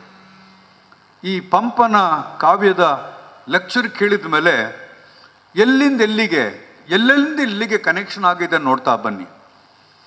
ಪಂಪ ಇದೇ ರೀತಿಯ ಮಾತುಗಳನ್ನು, ಅವ್ರು ಹೇಳಿದ ಮಾತನ್ನೇ ನಾನು ಹೇಳ್ತಾ ಇದ್ದೀನಿ. ಸರ್ ಹೇಳಿದ ಮಾತು ನನ್ನ ತಪ್ಪಾದರೆ ದಯವಿಟ್ಟು ಹಿರಿಯರು ಮತ್ತು ಗೌರವಾನ್ವಿತರು ಕ್ಷಮಿಸಬೇಕು. ಅವರು ನಾನು ಅರ್ಥ ಮಾಡ್ಕೊಂಡಿರಲಿ ತಪ್ಪಿರ್ಬೋದು, ಸಾಹಿತ್ಯದ ವಿದ್ಯಾರ್ಥಿ ಅಲ್ಲ ನಾನು, ಹಾಗಾಗಿ ನನ್ನ ತಪ್ಪಾಗಿದ್ದರೆ ಕ್ಷಮಿಸಬೇಕು ತಾವು. ಬಹಳ ಡಿಸ್ಟಿಂಕ್ಟಿವ್ ಆದ ಒಂದು ಪೊಲಿಟಿಕಲ್ ಫಿಲಾಸಫಿ ಅದು. 10 ಜನ ಇರಬೇಕು, ಅಲ್ಲೇ ಚರ್ಚೆ ನಡಿಬೇಕು ಮತ್ತು ಆ ಚರ್ಚೆ ಪ್ರಮುಖವಾಗಿ ಬದುಕಿಗೆ ಬೇಕಾದಂಥ ಚರ್ಚೆ ಆಗಿರಬೇಕು ಅಂತ ಸಾಕ್ರೆಟಿಸ್ ಹತ್ರ ಪ್ಲಾಟೋ ಹೇಳ್ತಾರೆ ಮತ್ತು ಸಾಕ್ರೆಟಿಸ್ ಅದನ್ನೇ ಪ್ಲಾಟೋಗೆ ಹೇಳ್ತಾರೆ. ಇಡೀ ಸಾಕ್ರೆಟಿಸ್ ಮತ್ತು ಪ್ಲಾಟೋನ ನಡುವಿನ ಏನು ಚರ್ಚೆ ನಡೀತು ಅದು ಪ್ರಪಂಚದಲ್ಲಿ ಪೊಲಿಟಿಕಲ್ ಫಿಲಾಸಫಿಯಾಗಿ ಇವತ್ತಿಗೂ ಕೂಡ ಪಾಠ ಮಾಡುವ ಒಂದು ಪ್ರಸಿದ್ಧಿಗೆ ಬಂದಿದೆ. ಸರ್ ಹೇಳ್ತಿದ್ದ ಎಲ್ಲ ಮಾತುಗಳು ನನಗೆ ವೆಸ್ಟರ್ನ್ ಪೊಲಿಟಿಕಲ್ ಫಿಲಾಸಫಿಯಲ್ಲಿ ಪರ್ಟಿಕ್ಯುಲರ್ಲಿ ಸಾಕ್ರೆಟ್ಸ್ ಹೇಳಿದ್ದಂಥ ಸಂಬಂಧ ನೆನಪಾಗುತ್ತೆ. ಅಧಿಕಾರವನ್ನು ಹೇಗೆ ಬಳಸ್ಕೊಳ್ಬೇಕು ಎಲ್ಲೋ ಒಂದು ಪಡೆ ಭಾಳ ಬ್ಯೂಟಿಫುಲ್ಲಾಗಿ ಹೇಳ್ತಾ ಬಂದರು. ನಾನು ಹೇಗಿರಬೇಕು, ಅದನ್ನು ಜನರನ್ನ ಒಟ್ಟಿಗೆ ಹೆಂಗೆ ತಗೊಂಡು ಹೋಗಬೇಕು ಅಂತ ಹೇಳುವ ಮಾತುಗಳನ್ನು ಕೇಳಿದ ಮೇಲೆ ನಾನು ಬಹುಶಃ ನಮ್ಮ ಪ್ರೊಫೆಸರ್ ನಮಗೆ ವೆಸ್ಟರ್ನ್ ಪೊಲಿಟಿಕಲ್ ಫಿಲಾಸಫಿಯ ಪಾಠ ಮಾಡ್ತಿರಬೇಕು ಅಂತ ನಾನು ತಿಳ್ಕೊಂಡೆ. ಬಹಳ ಸಂತೋಷ ಆಯಿತು ನನಗೆ. ಸಾಹಿತ್ಯ ಬೇರೆ ಬೇರೆ ಕಾರಣಗಳಿಗಾಗಿ ಒಂದು ಚೌಕಟ್ಟಿನೊಳಗಡೆ ಇದು ಕನ್ನಡದವ್ರು ಓದಬೇಕು, ಇದು ಚರಿತ್ರೆಯವರು ಓದಬೇಕು, ಇದು ಇಕನಾಮಿಕ್ಸ್ನವ್ರು ಓದಬೇಕು ಅಂತ ಆಧುನಿಕ ಕಾಲದಲ್ಲಿ ಈ ಬೌಂಡ್ರಿ ಕಟ್ಟಿಕೊಳ್ಳುವ ಒಂದು ಶೈಲಿ ಬಂದ್ಬಿಟ್ಟಿದೆ. ಎಲ್ಲದಕ್ಕೂ ನಾವು ಅಡ್ಡಗೋಡೆ ಹಾಕ್ಬಿಡ್ತೀವಿ, ಅದು ನಿಂದು ಇದು ನಂದು ಅಂತ ಅಡ್ಡಗೋಡೆ ಹಾಕ್ಬಿಡ್ತೀವಿ. ಆದರೆ ಫಿಲಾಸಫಿಯಲ್ಲಿ ಈಗಾಗಲೇ ಇರುವ ಎಲ್ಲ ಕ್ಲಾಸಿಕಲ್ ಫಿಲಾಸಫಿಯಲ್ಲಿ ಒಂದಕ್ಕೊಂದು ಬಹಳ ಅನೋನ್ಯವಾದ ಸಂಬಂಧವನ್ನು ನಾವು ಕಂಡಾಗ ಸರ್ ಹೇಳ್ತಿರುವ ಮನಸ್ಸು, ಸರ್ ಯಾಕೆ ಇದನ್ನು ಆಯ್ಕೆ ಮಾಡಿಕೊಂಡ್ರು ಅಂತ ನನಗಾಗ ಅನಿಸಿತ್ತು. ಅವರು ಕಾರಂತರ ಬಗ್ಗೆ ಮಾತಾಡ್ಬೋದಿತ್ತು, ಅನಂತಮೂರ್ತಿಯವ್ರ ಬಗ್ಗೆ ಮಾತಾಡಬೇಕಿತ್ತು. ಕ್ಯಾಂಪಸ್ನಲ್ಲಿ ಅನಂತಮೂರ್ತಿಯವರ ಬಗ್ಗೆ ಮಾತಾಡಿ ನಾವು ಜಗಳ ಮಾಡ್ಕೊಂಡಿದ್ದೀವಿ. ನಮ್ಮ ಕ್ಯಾಂಪಸ್ನಲ್ಲಿ ಸಾಕ್ಷಿ ಸುಮಾರು ಜನ ಇದ್ದೀವಿ, ಗಲಾಟೆ ಮಾಡ್ಕೊಂಡಿದ್ದೀವಿ. ಅನಂತಮೂರ್ತಿ ಬಗ್ಗೆ ಗಲಾಟೆ ಮಾಡ್ತಾ ಹೌದು ಮಾತಾಡ್ಬೋದಿತ್ತು. ಆದರೆ ಪಂಪನ ಬಗ್ಗೆ ಯಾಕೆ ಆಯ್ಕೆ ಮಾಡಿಕೊಂಡ್ರು ಅಂತ ಸುಮ್ಮನೆ ನನ್ನದೇ ದೃಷ್ಟಿಕೋನದಲ್ಲಿ, ಪೊಲಿಟಿಕಲ್ ಸೈನ್ಸ್ ವಿದ್ಯಾರ್ಥಿಯ ದೃಷ್ಟಿಕೋನದಲ್ಲಿ ನೋಡಿದಾಗ ನನಗನ್ನಿಸ್ತದೆ ಪ್ರೊಫೆಸರ್ ಅವರಿಗೆ ಒಂದು ಬಹಳ ದೊಡ್ಡ ಮೆಸೇಜ್ ಕೊಡಬೇಕಾಗಿದೆ. ಬಹಳ ದೊಡ್ಡ ಮೆಸೇಜ್ ಕೊಡಬೇಕಾಗಿದೆ. ಮೆಸೇಜ್ ಏನು ಅಂತಂದರೆ, ಈ ವೆಸ್ಟರ್ನ್ ಪೊಲಿಟಿಕಲ್ ಫಿಲಾಸಫಿ ಏನು ಹೇಳ್ತಿತ್ತು ಅದು, ಹಾಗಾಗಿ ಅವರು ಶ್ರೀಸಾಮಾನ್ಯರಿಗೆ ಅಂತ ಬಹಳ ಉದ್ದೇಶಪೂರ್ವಕ ಹೇಳಿದ್ರು ಅಂತ ನನಗನ್ನಿಸ್ತದೆ. ಏನಾಗಿದೆ, ನಾವೆಲ್ಲ ಮೇಸ್ಟ್ರುಗಳು ಪಾಠ ಮಾಡ್ತಾ ಮಾಡ್ತಾ ಮಾಡ್ತಾ ಕಣ್ಣಿಗೆ ಬಟ್ಟೆ ಕಟ್ಕೊಂಡ್ಬಿಟ್ಟಿದ್ದೀವಿ, ಅಥವಾ ಕುದುರೆಗೊಂದು ಇದು ಮಾಡ್ಕೊಂಡಿರ್ತಿದ್ವಿ. ನಾವು ಒಂದು ಡೈರೆಕ್ಷನ್, ಇದೇ ಡೈರೆಕ್ಷನ್ ಹೋಗ್ಬೇಕು ಅಂತ ಕುದುರೆಗೊಂದು ಪಟ್ಟಿ ಕೊಟ್ಕೊಡ್ತೀವಿ. ಇದನ್ನು ಮೀರಿ ನಿಂತು ಬದುಕು ಕಟ್ಟಿಕೊಳ್ಳುತ್ತಾ ಇರುವ ಶ್ರೀಸಾಮಾನ್ಯನಿಗೆ ಸಾಹಿತ್ಯ ಪರಿಚಯ ಇದೆ. ನಮಗೆ ಗೊತ್ತಿಲ್ಲದಿರುವ ಸಾಹಿತ್ಯ ಶ್ರೀಸಾಮಾನ್ಯನಲ್ಲಿದೆ. ಅವ್ರಿಗೊಂದು ಸಣ್ಣ ಡೈರೆಕ್ಷನ್ ಕೊಡಬೇಕಷ್ಟೇ, ಅಥವಾ ಅವರಲ್ಲಿ ಸಾಹಿತ್ಯದ ಪರಿಚಯ ಇದೆ ಅಂತ ಹೇಳಿಕೊಡ್ಬೇಕಷ್ಟೇ ಅನ್ನುವ ಉದ್ದೇಶದಿಂದಲೇ ಪ್ರೊಫೆಸರ್ ಅವರು ಈ ಕಾರ್ಯಕ್ಕೆ ಈ ಕೆಲಸಕ್ಕೆ ಕೈ ಹಾಕಿದ್ದಾರೆ ಅಂತ ನಾನು ತಿಳ್ಕೊಂಡಿದ್ದೇನೆ. ಅಲ್ಲದ್ರೆ ಅದರಿಂದ ಹಿಂದುಗಡೆ ನಾನು ಇದನ್ನು ದಾರಿ ಎರಿಬೇಕು, ನಾನು ಕೊಡಬೇಕು ಅವರಿಗೆ ಅಂತ ಉದ್ದೇಶ ಯಾಕೆ ಬಂತು? ಇವತ್ತಿಗೂ ಕೂಡ ಪ್ರೊಫೆಸರ್ಗೆ ಈ ಶ್ರೀಸಾಮಾನ್ಯನ ಮೇಲೆ ಬಹಳಷ್ಟು ನಂಬಿಕೆ ಇದೆ. ಹಾಗಾಗಿ ಅವರು ಎಲ್ಲರನ್ನು ಎಪ್ರಿಷಿಯೇಟ್ ಮಾಡೋದು, ಒಳ್ಳೆ ಥೀಸಿಸ್ ಬರೆದಿದೆಯಪ್ಪ ಅಂತ ಎಪ್ರಿಷಿಯೇಟ್ ಮಾಡೋದ್ರ ಜೊತೆಗೂ ಆ ಡಿಪಾರ್ಟ್ಮೆಂಟ್ಲಿ ಅಟೆಂಡರ್ನು ಕೂಡ ಎಪ್ರಿಷಿಯೇಟ್ ಮಾಡ್ತಾ ಬರ್ತಾರೆ. ಶ್ರೀಸಾಮಾನ್ಯ ಎಷ್ಟು ಪ್ರಮುಖ ಆಗ್ತಾನೆ ಇವತ್ತಿನ ಬದುಕು ಕಟ್ಟಿಕೊಳ್ಳುವಲ್ಲಿ, ಮತ್ತು ಅವನನ್ನು ಯಾಕೆ ನಾವು ಬೆಂಬಲಿಸಬೇಕು, ಅವನ ಜೊತೆ ಯಾಕೆ ನಾವು ಬದುಕು ಕಟ್ಟಿಕೊಳ್ಬೇಕು ಅನ್ನುವ ಉದ್ದೇಶವನ್ನು ಇಟ್ಟುಕೊಂಡು ಈ ರೀತಿಯ ಒಂದು ಸೀರೀಸನ್ನು ಅವರು ನಮ್ಮ ಮುಂದೆ ಇಡ್ಲಿಕ್ಕೆ ಪ್ರಯತ್ನ ಪಟ್ಟಿದ್ದಾರೆ. ನಾನಂತೂ ವೈಯಕ್ತಿಕವಾಗಿ ತುಂಬ ಇಷ್ಟಪಟ್ಟೆ ಈ ಇಡೀ ಪ್ರಯತ್ನವನ್ನು. ಪ್ರೊಫೆಸರ್ ಅವರಿಗೆ ಈ ಥರದ ಸೀರೀಸ್ಗಳನ್ನು ಕಂಟಿನ್ಯೂ ಮಾಡಿಕೊಳ್ಳಿಕ್ಕೆ ಪರಮಾತ್ಮ ಹೆಚ್ಚು ಹೆಚ್ಚು ಅವಕಾಶ ಕೊಡಲಿ. ನಾವು ಅವ್ರು ಹೇಳಿದ ಆದೇಶವನ್ನು ಪಾಲನೆ ಮಾಡ್ತಾ ಇದ್ದೇನೆ ಬಿಟ್ಟರೆ ಇದ್ರ ಹಿಂದುಗಡೆ ನನ್ನದೇನು ಸಾಹಸ ಏನಿಲ್ಲ. ಸರ್ ಹೇಳಿದರು, ಆ ಕೆಲಸವನ್ನು ಮಾಡಬೇಕು ಅಂತ ಆದೇಶ ಕೊಟ್ಟಿದ್ದೊಂದು ಬಿಟ್ಟರೆ ಬಾಕಿ ಎಲ್ಲ ಕೆಲಸಗಳನ್ನು ಸರೇ ಮಾಡ್ತಾ ಇದ್ದಾರೆ. ಇದು ಕಿರಿಯ ಮಿತ್ರರಿಗೆ ಇನ್ನೊಂದು ಮಾತು, ನೀವು ಕೂಡ ನಾಳೆ ಅಧ್ಯಾಪಕ ಮಿತ್ರರಾದರೆ, ದೊಡ್ಡ ದೊಡ್ಡ ಆಫೀಸರ್ ಆದರೆ, ಈಗ ಸರ್ ಕಳೆದ ಸಾರಿ ನೋಡ್ತಾ ಇದ್ದೊಂದು ಸಣ್ಣ ನೋಟ್ ಮಾಡ್ಕೊಂಡು ಬಂದಿದ್ರು, ಸುಮಾರು ಒಂದು 18 ಪುಟಗಳಷ್ಟು ಸಣ್ಣ ಸಣ್ಣ ಇದ್ರಲ್ಲಿ ಬರ್ಕೊಂಡು ಬಂದಿದ್ರು. ಯಾವುದಾದ್ರೂ ಸೀರಿಯಸ್ ಆಗಿ ಮಾತಾಡಬೇಕು ಅಂತಂದರೆ ನೀವೆಲ್ಲ ಫೋನ್ ಹಿಡ್ಕೊಂಡು ಬರ್ತೀರಿ, ಭಜನೆಯನ್ನು ಫೋನ್ ಹಿಡ್ಕೊಂಡು ಮಾಡ್ತೀರಿ ಮತ್ತು ಪ್ರಾರ್ಥನೆಯನ್ನು ಫೋನ್ ಹಿಡ್ಕೊಂಡೇ ಮಾಡ್ತೀರಿ, ನಿಮ್ಮ ಮುದ್ದಾದ ಅಕ್ಷರದಲ್ಲಿ ಬರೆಯೋದಿಲ್ಲ. ಪ್ರೊಫೆಸರ್ ಮನಸ್ಸು ಮಾಡಿದ್ರೆ ಯಾವ ಟ್ಯಾಬ್ಲೆಟ್ ಆದರೂ ತೊಗೊಂಬರ್ಬೋದು, ಯಾವುದು ಟ್ಯಾಬ್ ಆದರೂ ತರ್ಬೋದು, ಲ್ಯಾಪ್ಟಾಪ್ ಆದರೂ ತೊಗೊಂಡು ಬಂದಲ್ಲಿ ಟೈಪ್ ಮಾಡ್ಕೊಂಡು ತೊಗೊಂಬರ್ಬೋದಿತ್ತು. ತಮ್ಮದೇ ಅಕ್ಷರದಲ್ಲಿ ಬರ್ಕೊಂಡು ಬಂದು ಮೈನ್ಯೂಟ್ ಡೀಟೇಲ್ಸನ್ನು ಅವ್ರು ಹೇಳ್ತಾ, ಈ ಭಾಗದಲ್ಲಿ ಈಗ ಹೇಳ್ತಾನೆ, ಈಗ ಆ ಭಾಗದಲ್ಲಿ ಪಂಪ ಈಗ ಹೇಳ್ತಾನೆ ಅಂತ ಹೇಳ್ತಾ ಇದ್ದದ್ದು ಕಂಡಾಗ ಇದು ನಮಗೊಂದು ಪಾಠ ಆಗಬೇಕು, ಇದು ನಮಗೆ ಪಾಠ ಆಗಬೇಕು. ಕನ್ನಡ ಅಧ್ಯಾಪಕ ಮಿತ್ರರು ಇವತ್ತು ಬರೀತಾರೋ ನನಗೆ ಗೊತ್ತಿಲ್ಲ, ಆದರೆ ಲ್ಯಾಪ್ಟಾಪ್ ಯೂಸ್ ಮಾಡ್ತಾರೋ ಗೊತ್ತಿಲ್ಲ, ಟ್ಯಾಬ್ಸ್ ಯೂಸ್ ಮಾಡ್ತಾರೋ ಗೊತ್ತಿಲ್ಲ. ಸರ್ ಇವತ್ತಿಗೂ ಕೂಡ ಕೈಯಲ್ಲಿ ಬರದೇ ನೋಟ್ಸ್ ತೊಗೊಂಡು ಬರ್ತಾರೆ. ಅವ್ರಿಗೆ ಮನಸ್ಸು ಮಾಡಿದ್ರೆ ಎಕ್ಸ್ಟೆಂಪೋ ಮಾತಾಡ್ತಾ ಹೋಗ್ಬೋದು, because he is absolutely that kind of scholar. But ಅದು ಮಾಡದೆ ನಮಗೆ ಅವರ ಇಡೀ ನಡೆ ಮತ್ತು ನುಡಿ ಮತ್ತು ಅವರ ಈ ಪ್ರವೃತ್ತಿ ಏನಿದೆ ಅದು ನಮಗೆ ಮಾದರಿ ಆಗಲಿ, ನಮ್ಮ ಕಿರಿಯ ಮಿತ್ರರಿಗೆ ಮಾದರಿ ಆಗಲಿ, ಯಂಗ್ ಟೀಚರ್ಸ್ಗಳಿಗೆ ಮಾದರಿ ಆಗಲಿ ಅಂತೇಳಿ ಇವತ್ತಿನ ಕಾರ್ಯಕ್ರಮ ಅವರಿಗೆ ಮೀಸಲಾದದ್ದು, ಭಾಷಣಕ್ಕಲ್ಲ ಅಂತ ಹೇಳ್ತಾ ನಮ್ಮ ಈ ಎಲ್ಲ ಕರೆಗೆ ಹೋಗೊಟ್ಟು ಬಂದಿರುವ ತಮಗೆ ಮತ್ತು ಸರ್ನ ಅಭಿಮಾನಿಗಳಾಗಿ ಬಂದಿರೋ ತಮಗೆಲ್ಲರಿಗೂ ನಾನು ಶುಭಾಶಯಗಳನ್ನು ಹೇಳ್ತಾ ವೇದಿಕೆಯನ್ನು ನಾನು ಸರ್ಗೆ ಬಿಟ್ಟುಕೊಡ್ತೇನೆ. ತಾವು ಅನುಮತಿ ಕೊಟ್ಟರೆ ನಾವಿಬ್ಬರು ಹೊರಗಡೆ ಹೋಗಿ ಒಂದು ಸಣ್ಣ ವಾಪಸ್ ಯೂನಿವರ್ಸಿಟಿಗೆ ಹೋಗ್ತೇವೆ, ಒಂದು ಸ್ವಲ್ಪ ಹೊತ್ತು ಕೂತ್ಕೊಳ್ತೇವೆ, ಮಧ್ಯದಲ್ಲಿ ಅವಕಾಶ ಕೊಟ್ಟರೆ ನಾನು ಎದ್ದು ಹೋಗ್ತೇನೆ. Thank you sir, thank you so much. ನಿಮಗೂ ಮತ್ತು ಮೇಡಮ್ಗೂ ನಮ್ಮೆಲ್ಲರ ಪರವಾಗಿ ನಾವು ನಮ್ಮ ಗೌರವವನ್ನು ಸಲ್ಲಿಸ್ತಾ ಇದ್ದೇವೆ. ಮುಂದಿನ 3 ದಿನಗಳ ಕಾಲ ಪಂಪನ ಆದಿಪುರಾಣದ ಕುರಿತು ಉಪನ್ಯಾಸ ನೀಡಲಿರುವ ವಿದ್ವಾಂಸರು, ಪಂಪ ಪ್ರಶಸ್ತಿ ಪುರಸ್ಕೃತರು, ಗುರುಗಳಾಗಿರುವ professor BA Vivek Rai sir ಅವರು ಈ ಹೊತ್ತು ಮಾತಿಗಿಳಿಯಬೇಕೆಂದು ವಿನಂತಿ.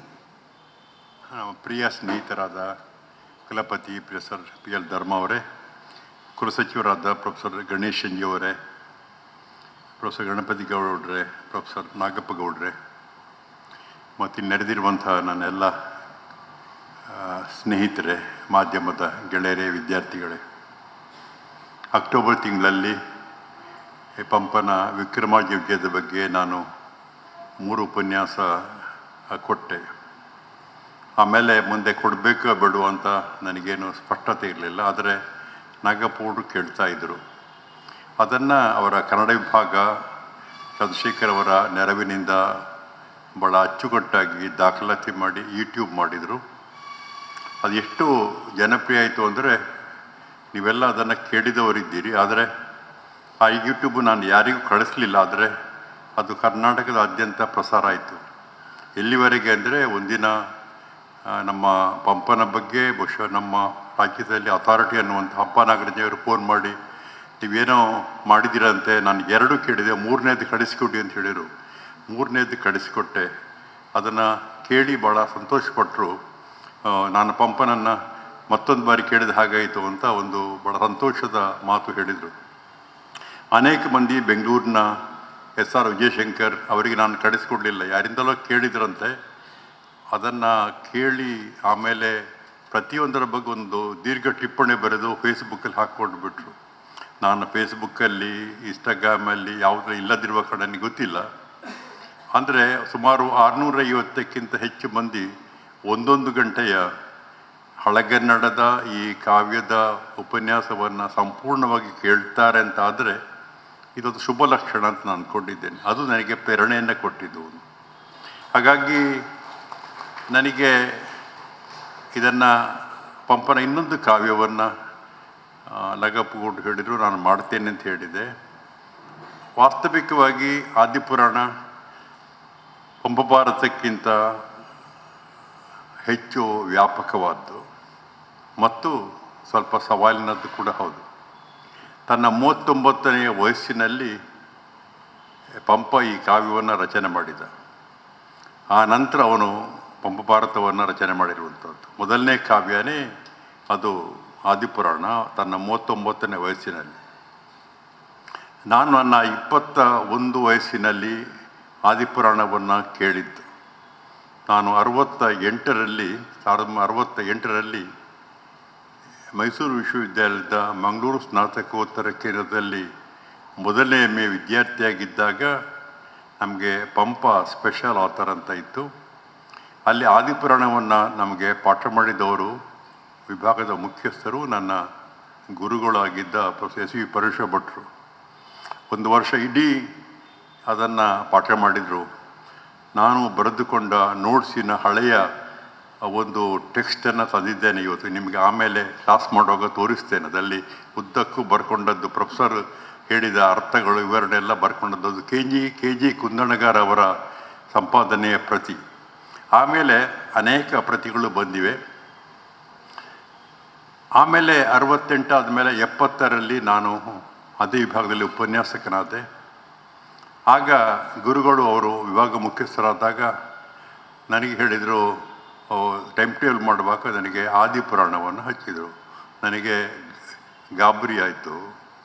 ನನಗಾಗ 23 ವರ್ಷದ ಪ್ರಾಯ, ನನಗೆ ಮದುವೆ ಆಗಿರಲಿಲ್ಲ. ನಾನು ಪಾಠ ಮಾಡಿದ್ದೆ. ಅಲ್ಲಿ ಇರುವ ವಿದ್ಯಾರ್ಥಿಗಳು ಆ ಕಾಲದ ಆರಂಭದ ವಿದ್ಯಾರ್ಥಿಗಳಲ್ಲಿ ವಾಸ್ತವ್ಯದಲ್ಲಿದ್ದಾರೆ. ಆರಂಭದ 2-3 ತಂಡದ ವಿದ್ಯಾರ್ಥಿಗಳಲ್ಲೂ ನನಗಿಂತೆಲ್ಲ ಕೆಲವು ಮಂದಿ 4-5 ವರ್ಷ ವಯಸ್ಸಿನಲ್ಲಿ ಹಿರಿಯರಿದ್ದರು. ನಾನು 23 ವರ್ಷದ ತರುಣ. ನಾನು ತರಗತಿಯಲ್ಲಿ ಈ ಬದುಕು ನಶ್ವರ ಅಂತ ವೈರಾಗ್ಯದ ಬಗ್ಗೆ ಪಾಠ ಮಾಡಬೇಕಾಯಿತು. ಹುಡುಗಿಯರು ಒಬ್ಬರೊಬ್ಬರ ಮುಖ ನೋಡಿ ಮುಸು ಮುಸು ನಗ್ತಾ ಇದ್ದರು. ನನಗೆ ಒಂದು ನಾಚಿಕೆ ಸಂಕೋಚ ಆಗಿ ಪ್ರೊಫೆಸರ್ ಅಂತ ಹೇಳಿದೆ, ಸರ್ ನನಗೆ ಆದಿಪುರಾಣ ಬೇಡ, ಪಂಪಭಾರತ ಮಾತ್ರ ಮಾಡ್ತೇನೆ. ಯಾಕೆ ಅಂತ ಕೇಳಿದರು. ಪ್ರೊಫೆಸರ್ ಅವರು ಸಾಮಾನ್ಯವಾಗಿ ಆ ಥರ ಕೇಳುವುದಿಲ್ಲ. ಸರ್ ಅದೆಲ್ಲ ಮಕ್ಕಳು ಹುಡುಗಿಯರೆಲ್ಲ ಸ್ವಲ್ಪ ತಲೆಡಿಗೆ ಹಾಕಿ ಮುಸು ಮುಸು ನಗ್ತಾರೆ, ನಾನು 23 ವರ್ಷದ ತರುಣ, ನಾನು ವೈರಾಗ್ಯದ ಬಗ್ಗೆ ಮಾತಾಡುವ. ಹೌದಾ, ಅವರಿಗೂ ಮದುವೆ ಆಗಲಿ, ಮಕ್ಕಳಾಗಲಿ, ಒಂದು 60 ವರ್ಷ ದಾಟಲಿ, ಅವರಿಗೆ ಆಗ ಗೊತ್ತಾಗ್ತದೆ ವೈರಾಗ್ಯ ಅಂದರೆ ಏನು ಗೊತ್ತಾಗ್ತದೆ ಅಂತ ಹೇಳಿದರು. ನನಗೆ ಆ ಕಾವ್ಯವನ್ನು ಪಾಠ ಮಾಡಿರುವುದು ನನಗೆ ಒಂದು ರೀತಿಯ ಬದುಕಿನ ದರ್ಶನವನ್ನು ಕೊಟ್ಟಿದೆ. ಬದುಕಿನ ಬಗ್ಗೆ ಒಂದು ಬಹಳ ವಿಶೇಷವಾದ ಒಡನೋಟವನ್ನು ಕೊಟ್ಟಿದೆ. ಮತ್ತು ಆ ವಯಸ್ಸಿನಿಂದ ನಾನು ಕೆಲವು ವರ್ಷ ಮಾತ್ರ ಮಾಡಿರುವುದು. ಆಮೇಲೆ ಡಾಕ್ಟರ್ ಸುಬ್ರಹ್ಮಣ್ಯ ಭಟ್ರು ನಮ್ಮ ವಿಭಾಗಕ್ಕೆ ಸಂಶೋಧನಾ ಸಹಕಾರಿ ಸೇರಿದ ಮೇಲೆ ಅವರು ಆದಿಪುರಾಣವನ್ನು, ನಾನು ಪಂಪಭಾರತವನ್ನು ಪಾಠ ಮಾಡ್ತಾಯಿದ್ದೆ. ಆದರೆ ಒಂದು ಕೆಲವು ವರ್ಷ ನಾನು ಮಾಡಿದ್ದೇನೆ. ಅಂದರೆ ನನಗೆ ಆ ವಯಸ್ಸಿನಲ್ಲಿ ಅದನ್ನು ನಾನು ಓದಿ, ಸಮಗ್ರವಾಗಿ ಓದಿ, ಪಾಠ ಮಾಡಲಿಕ್ಕಾಗಿ ಓದಿ, ಜೈನ ಪಾರಿಭಾಷಿಕ ಪದಗಳಿಗೆ ಆ ಕಾಲಕ್ಕೆ KG ಕುಂದಣಗಾರ ಮುಂತಾದವರ ಗ್ರಂಥಗಳನ್ನು ಓದಿದ ಕಾರಣ ನನಗೆ ಬದುಕಿನ ಬಗ್ಗೆ ಒಂದು ದರ್ಶನ, ಒಳನೋಟ, ಒಂದು ತಾತ್ವಿಕತೆ ಸಿಕ್ಕಿದೆ. ಅಂದರೆ ಇದು ನಶ್ವರತೆ ಪ್ರಶ್ನೆ ಅಲ್ಲ, ಹೇಗೆ ಮೆಚ್ಯೂರಿಟಿ ಅನ್ನೋದು ಬೇಕು ಅನ್ನೋದು. ಸಾಮಾನ್ಯವಾಗಿ ನನ್ನನ್ನು ಅಧ್ಯಾಪಕನಾಗಿ ಹೊರಗಡೆ ಸ್ವಲ್ಪ ಗಂಭೀರ ಸ್ವಭಾವದ ಅಂತ ಹೇಳ್ತಾರೆ. ವರ್ಷದ ಗಂಭೀರ ಸ್ವಭಾವ ಅಲ್ಲ, ನನಗೆ ಒಂದು ಸಣ್ಣ ವಯಸ್ಸಿನಿಂದಲೇ ಈ ಥರದ ಈ ಜೈನ ಕಾವ್ಯಗಳ ಓದು. ನಾನು ಆಮೇಲೆ ಅಜಿತ ಪುರಾಣ ಪಾಠ ಮಾಡಿದ್ದೆ, ನೇಮಿನಾಥ ಪುರಾಣ ಪಾಠ ಮಾಡಿದ್ದೆ, ಯಶೋಚರಿತೆಯನ್ನು ಬಹಳ ಕಾಲ ಪಾಠ ಮಾಡಿದ್ದೆ. ಎಲ್ಲಿವರೆಗೆ ನಾನು ಜರ್ಮನಿಯಲ್ಲಿ ಕೂಡ ಯಶೋಚರಿತೆ ಪಾಠ ಮಾಡಿ, ನನ್ನ ವಿದ್ಯಾರ್ಥಿನಿ ಒಬ್ಬರು ಎಲೇನ ಅನ್ನೋಳು ಅದನ್ನು ಜೆರುಸಲೇಮಿನಲ್ಲಿ ಅವಳು ಅಲ್ಲಿ ಪಾಠ ಮಾಡ್ತಾ ಇದ್ದಾಳೆ.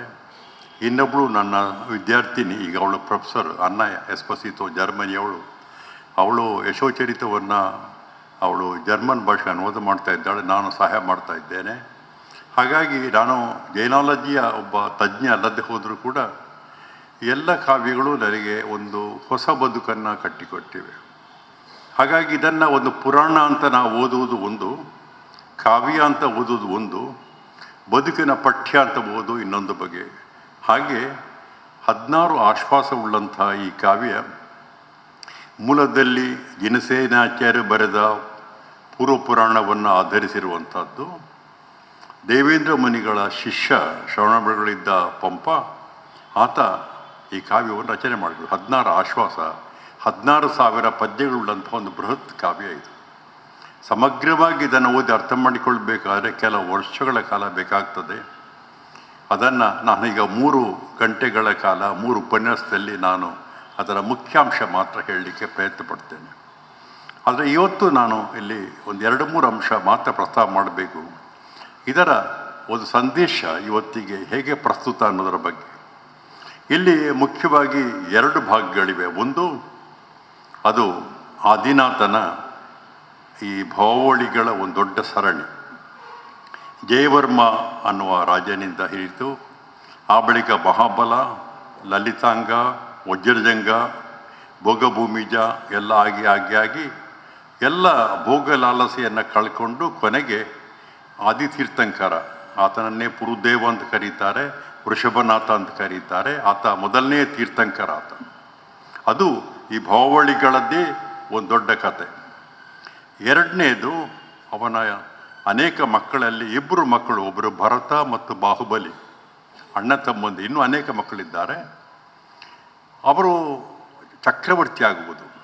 ಆದಿನಾಥ ಜೈನ ಪುರಾಣಗಳ ಪ್ರಕಾರ ಮೊದಲನೆಯ ತೀರ್ಥಂಕರ ಆದರೆ ಭರತ, ಆತ ಇಡೀ ಭರತ ವರ್ಷದ ಮೊದಲನೇ ಚಕ್ರವರ್ತಿ. ಅವರು ಬೆಳೀತಾ ಬಂದು ಭರತ ಆತ ರಾಜನಾಗಿ, ಬಾಹುಬಲಿ ಅವನ ತಮ್ಮನಾಗಿದ್ದಾಗ, ಕೊನೆಗೆ ಈತ ರಾಜ್ಯ ವಿಸ್ತಾರ ಮಾಡ್ತಾ ಹೋಗುವಾಗಲೂ ಚಕ್ರವರ್ತಿ. ಎಲ್ಲಿವರೆಗೆ ಅಂದರೆ ಅವನಿಗೆ ಕೊನೆಗೆ ವೃಷಭಾಚಲಕ್ಕೆ ಹೋದಾಗ ಅಲ್ಲಿ ತನ್ನ ಹೆಸರು ಬರೆಸಬೇಕು. ಒಂದೆಷ್ಟೋ ಮಂದಿ ಈಗ ಅವರ ಫೌಂಡೇಶನ್ ಸ್ಟೋನ್ನಲ್ಲಿ ತಮ್ಮ ಹೆಸರು ಬರೆಸುವ ಒಂದು ಇದೆ ಅಲ್ಲ, ಹೋಗುವಾಗ ಅದಲ್ಲಿ ಬರೀಲಿಕ್ಕೆ ಸ್ಥಳ ಇಲ್ಲ. ಕೊನೆಗೆ ಅದನ್ನು ಪಂಪ ಹೇಳ್ತಾನೆ, ಸೋರ್ದುದು ಕೊಳಗೊಂಡ ಗರ್ವರಸಂ ಅಂತ. ನಮ್ಮಲ್ಲಿ ಇವತ್ತು ಗರ್ವರಸ ಅದು ತುಂಬಿಕೊಂಡಿದೆ. ನಮ್ಮ ಹೆಸರು ಬರೀಬೇಕು ಅಂತ.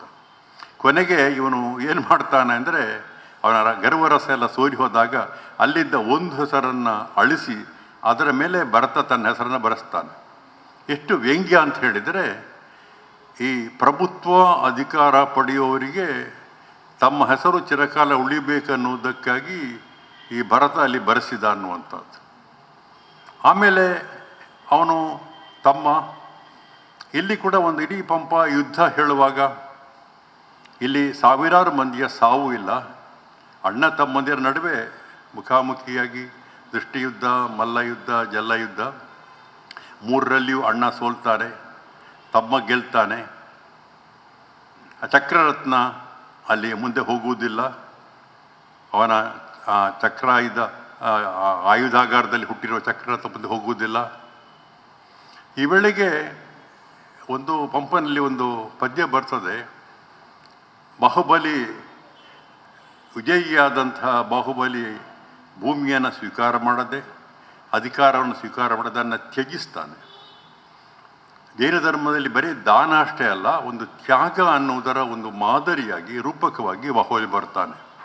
ನೆಲಸುಗೆ ನಿನ್ನ ವಕ್ಷದೊಳೆ ನಿಶ್ಚಲಂ, ಈ ಬಟಖಡ್ಗ ಮಂಡಲೋತ್ಪಲ ವನ ವಿಭ್ರಮ ಭ್ರಮರಿಯಪ್ಪ ಮನೋಹರಿ ರಾಜ್ಯಲಕ್ಷ್ಮಿ ಅಯ್ಯನಿಸುದನ್ ಆ ನಿನಗಿತ್ತೇನ್ ಇದೇವುದಣ್ಣ ನೀನೊಲಿದ ಲತಂಗಿಗಂ ಧರೆಗಂ ಆಟಿಸಿದಂದು ನೆಗಳ್ತೆ ಮಾಸದೆ.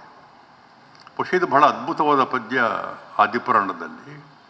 ನೀನೊಲಿದ ಲತಂಗಿಗಂ ಧರೆಗಂ ಆಟಿಸಿದಂದು ನೆಗಳ್ತೆ ಮಾಸದೆ ಅಂದರೆ, ಈ ಭೂಮಿ ಅನ್ನೋದು ಒಂದು ಹೆಣ್ಣು ಅಥವಾ ನೀವು ವಶಪರ್ತಿ ಮಾಡೋದಾದರೆ ಇದು ಅಪ್ಪನಿಂದ ಅಯ್ಯನಿಂದ ಬಂದದ್ದು.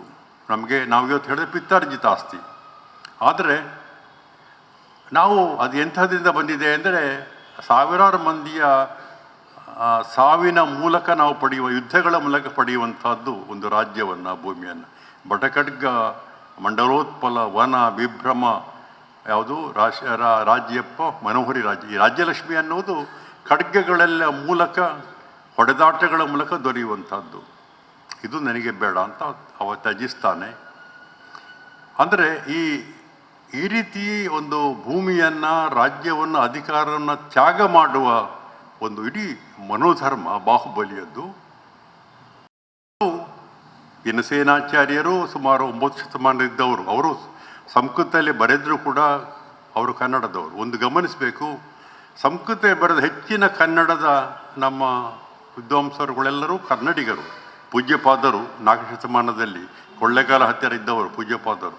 ಎಲ್ಲ ಕವಿಗಳು ಅವರನ್ನು, ಕನ್ನಡ ಕವಿಗಳು ಸ್ಮರಿಸ್ತಾರೆ ಪೂಜ್ಯಪಾದರನ್ನು. ಆದ ಕಾರಣ ಈ ಕನ್ನಡದ ಮನಸ್ಸು ಹೇಗಿದೆ ಅಂದರೆ, ಇವನ್ನೆಲ್ಲ ತ್ಯಜಿಸುವಂಥ ಒಂದು ಮನಸ್ಸಿದೆ. ಅದನ್ನು ನಾವು ನೋಡಿದರೆ ಬಾಹುಬಲಿ ನಮಗೆ ಇವತ್ತು ಯಾಕೆ ಪ್ರಸ್ತುತ ಅಂತ ಹೇಳಿದರೆ, ಅವನೇ ಮತ್ತೆ ಏನು ಮಾಡ್ತಾನೆ, ಅವನನ್ನು ಅದಕ್ಕೆ ಹೇಳ್ತಾರೆ ಅವನು ಮೊದಲನೇ ಕಾಮದೇವ ಅಂತ. ಒಂದು ಪ್ರತಿಮಾ ಯೋಗದಲ್ಲಿ ಅವನು ನಿಂತ, ಅದನ್ನೇ ನಾವು ಇವತ್ತು ಗುಮ್ಮಟ ಅಥವಾ ಗೊಮ್ಮಟ ಅಂತ ಕರೀತೇವೆ. ಅದೇ ಬಾಹುಬಲಿ. ಹಾಗಾಗಿ ಇವತ್ತು ಯಾರೂ ಭರತನ ಮೂರ್ತಿಯನ್ನು ಯಾರೂ ನೋಡುವುದಿಲ್ಲ, ಆದರೆ ಬಾಹುಬಲಿಯ ಮೂರ್ತಿಯನ್ನು ನಾವು ನಮ್ಮ ಕರ್ನಾಟಕದ ಬೇರೆ ಬೇರೆ ಕಡೆ ಶ್ರವಣಬೆಳಗೊಳದಿಂದ ಹಿಡಿದು ಬೇರೆ ಬೇರೆ ಕಡೆ ನಾವು ಕಾಣ್ತೇವೆ. ಅಂದರೆ ಅವನು ವೈರಾಗ್ಯ ಮೂರ್ತಿ ಅನ್ನುವ ಕಾರಣಕ್ಕಾಗಿ. ಹೀಗೆ ಈ ಥರದ ತತ್ವಗಳನ್ನು ನಾವು ಪಡೀಲಿಕ್ಕೆ, ಅಂದರೆ ಇವು ಹೇಗೆ ನಮಗೆ ಇವತ್ತಿಗೆ ಆದರ್ಶ ಅನ್ನೋದಕ್ಕೆ ನಾವು ಈ ಥರದ ಕಾವ್ಯದವನ್ನು ನೋಡಬೇಕು.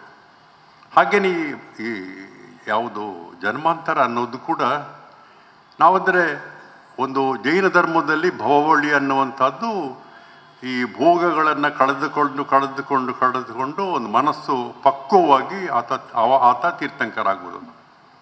ನಾವು ಇವತ್ತಿನ ನಮ್ಮ ನಿಜ ಬದುಕಿನಲ್ಲಿಯೇ ನಾವು ಅದನ್ನು ಒಂದು ರೂಪಕವಾಗಿ ಒಂದು ಇಮೇಜಾಗಿ ಬಳಸಿಕೊಂಡ್ರೆ, ಹುಟ್ಟಿನಿಂದ ನಮ್ಮ ಒಂದು ವಯಸ್ಸಿನ ಕೊನೆಯವರೆಗೆ ನೋಡಿದರೆ ಅನೇಕ ಜನ್ಮಗಳನ್ನು ನಾವು ಒಂದೇ ಜನ್ಮದಲ್ಲಿ ಕಾಣ್ತೇವೆ. ನಾನು ಸ್ವಲ್ಪ ತಮಾಷೆ ಅಥವಾ ಲಘು ಹೇಳು, ನಾನೀಗ ನನ್ನ ಕೊನೆ ಜನ್ಮದಲ್ಲಿದ್ದೇನೆ ಅಂತ ಹೇಳುವಂಥದ್ದು, ಇನ್ನು ಜನ್ಮ ಇಲ್ಲ ಅಂತ. ಯಾಕೆಂದರೆ ನಾವು ಹುಟ್ಟಿನಿಂದ ಅಲ್ಲಿ ಒಂದು ಪ್ರಾಥಮಿಕ ಶಾಲೆ, ಹೈಸ್ಕೂಲು, ಕಾಲೇಜು, ಉದ್ಯೋಗ, ಇನ್ನೊಂದು ನಿವೃತ್ತಿ, ಮತ್ತೆ ಏನೇನೋ ಕಡಿಮೆ ಪಕ್ಷ ನಾವೆಲ್ಲ ಒಂದು 8-10 ಜನ್ಮಗಳನ್ನು ಎತ್ತಿದ್ದೇವೆ. ಈಗ ಈ ಜನ್ಮಲ್ಲಿಗೆ ಬಂದ ಮೇಲೆ ನಮಗೆ ಒಂದು ಏನಾಗಿದೆ, ಈಗ ಕುಲಪತಿ ಹೇಳಿದ ಕಾರಣ ಉಪನ್ಯಾಸ ಕೊಡುವುದೊಂದು ಮಾತ್ರ ಒಂದು ಒಳ್ಳೆಯ ತೃಪ್ತಿ ನಮಗೆ. ಇದಕ್ಕಿಂತ ಬೇರೆ ನಮಗೆ ಲೌಕಿಕವಾದ ಏನಿಲ್ಲ, ನಮಗೆ ಬೇಕಾಗಿಲ್ಲ ಅಂತ. ಆದರೆ ಇದು ಈ ಥರದ ಒಂದು ಮೆಚ್ಯೂರಿಟಿ ಆಫ್ ಮೈಂಡ್, ಮನೋಧರ್ಮದ ಪಕ್ವತೆ ಬರುವುದು ಯಾವಾಗ ಅಂದರೆ ಇಂಥ ಕಾವ್ಯಗಳೇ ನೋಡಿದಾಗ. ಬರೀ ತೀರ್ಥಂಕರಾಗ್ತಾನೆ ವೃಷಭನಾಥ ಅನ್ನೋದಷ್ಟೇ ಅಲ್ಲ, ಮನಸ್ಸು ನಿಧಾನಕ್ಕೆ ತನ್ನ ಮನದ ಕಾಳಿಕೆಗಳನ್ನು ಕಳೆದುಕೊಳ್ತಾ ಬಂದು ಹೇಗೆ ಪಕ್ವ ಆಗ್ತದೆ. ನಾವು ಲೋಭ ಭೋಗ ಅನ್ನುವಂಥದ್ದನ್ನು ಬರೀ ದೈಹಿಕ ಸಂಪರ್ಕ ಅಷ್ಟೇ ಅಲ್ಲ, ಇವತ್ತು ನಮ್ಮ ಜಗತ್ತಿನಲ್ಲಿ, ನಮ್ಮ ದೇಶದಲ್ಲಿ, ರಾಜ್ಯದಲ್ಲಿ ಯಾವುದು ಹಣದ ವ್ಯಾಮೋಹ ಇರ್ಬೋದು, ಅಧಿಕಾರದ ವ್ಯಾಮೋಹ ಇರ್ಬೋದು, ಭೂಮಿಯ ವ್ಯಾಮೋಹ ಇರ್ಬೋದು, ಇವೆಲ್ಲವುಗಳು ನೀವು ನೋಡ್ತಾ ಇದ್ದ ಹಾಗೇ ದೈನಂದಿನ ದಿನಗಳಲ್ಲಿ ಹೆಚ್ಚಾಗ್ತಾ ಬರ್ತದೆ. ಇವುಗಳಿಗೆ ಒಂದು ಪ್ರತಿಯಾಗಿ ಮತ್ತು ಪ್ರತಿಕ್ರಿಯೆಯಾಗಿ ನಾವು ಈ ಕಾವ್ಯ ನೋಡಿದರೆ ಇವೆಲ್ಲವನ್ನು ನಿರಾಕರಿಸುವಾತ ಒಬ್ಬ ನಿಜವಾದ ತೀರ್ಥಂಕರತ್ವ ಅನ್ನೋದು ಒಂದು ಜೈನ ಸಿದ್ಧಾಂತಕ್ಕೆ ಮಾತ್ರ ಸೀಮಿತ ಅಲ್ಲ. ನಮ್ಮ ಬದುಕಿನಲ್ಲಿ ನಾವು ತೀರ್ಥಂಕರಕ್ಕೆ ಹತ್ಯೆಲ್ಲ ಹೋದಕ್ಕೆ ಆಸನ್ನ ಭವ್ಯ ಅಂತ ಒಂದು ಪದ ಇದೆ ಜೈನರಲ್ಲಿ. ಭವ್ಯ ಜೈನರಲ್ಲಿ ಬಹಳ ಒಂಥರ ಹೆಚ್ಚು ಪಕ್ವನದ್ದು, ಅದರ ಹತ್ತಿರಕ್ಕೆ ಪೆನಲ್ಟಿಮೇಟ್ ಅಂತ ಹೇಳ್ತೇವಲ್ಲ, ಆಸನ್ನ ಭವ್ಯ ಅಂತ. ಅಂದರೆ ಅದು ಆ ತತ್ವವನ್ನು ನಾವು ಪಾಲಿಸಲಿಕ್ಕೆ ಸಾಧ್ಯ ಇದೆ. ಅದಕ್ಕೆ ಸಂಬಂಧಪಟ್ಟ ಹಾಗೆ ಈ ಬಾಹುಬಲಿಗಳ ಕಲ್ಪನೆ ಇರ್ಬೋದು, ಅಥವಾ ಭರತ ಬಾಹುಬಲಿ ಪ್ರಸಂಗ ಇರ್ಬೋದು. ಹಾಗಾಗಿ ನೀವು ಯಾವಾಗ ಮನಸ್ಸು ಪಕ್ವವಾಗ್ತದೋ ಆಗ ಒಂದು ಸಣ್ಣ ಒಂದು ಕಾಮನ ಬಿಲ್ಲು ಮರೆಯಾದಾಗ ವೃದ್ಧಾಪ್ಯ ಬರ್ತದೆ, ನರೆಗೂದಲು ಕಂಡಾಗ ವೃದ್ಧಾಪ್ಯ ಬರ್ತದೆ. ಅಂದರೆ ಒಂದು ನೀಲಾಂಜನೆ ನಾಟ್ಯ ಮಾಡ್ತಾ ಬರ್ತಾಳೆ, ಒಂದು ಕ್ಷಣ ಅವಳಿಗೆ ಆಯುಸ್ಸು ಮುಗೀತದೆ. ಅವನೇನು ಮಾಡ್ತಾನೆ, ಆ ಜೈನ ಇವನು ಇಂದ್ರ ಅವಳ ಬಂದು ಇನ್ನೊಬ್ಬಳನ್ನು ಬದಲಿಯನ್ನು ಡ್ಯೂಪ್ಲಿಕೇಟ್ ನೀಲಾಂಜನೆ ತರ್ತಾನೆ, ಯಾರಿಗೆ ಗೊತ್ತಾಗೋದಿಲ್ಲ. ಆದರೆ ಇವನ ಮನಸ್ಸು ಬಹಳ ಪಕ್ವಾದ ಕಾರಣ ಕೂಡಲೇ ಗೊತ್ತಾಗ್ತದೆ ಯಾರಿಗೆ, ಪುರುದೇವನಿಗೆ. ಅವನು ವೈರಾಗ್ಯಪರನಾಗ್ತಾನೆ. ಅಂದರೆ ನಮಗೇನಾಗಿದೆ, ಅದು it depends on the sensitivity of mind.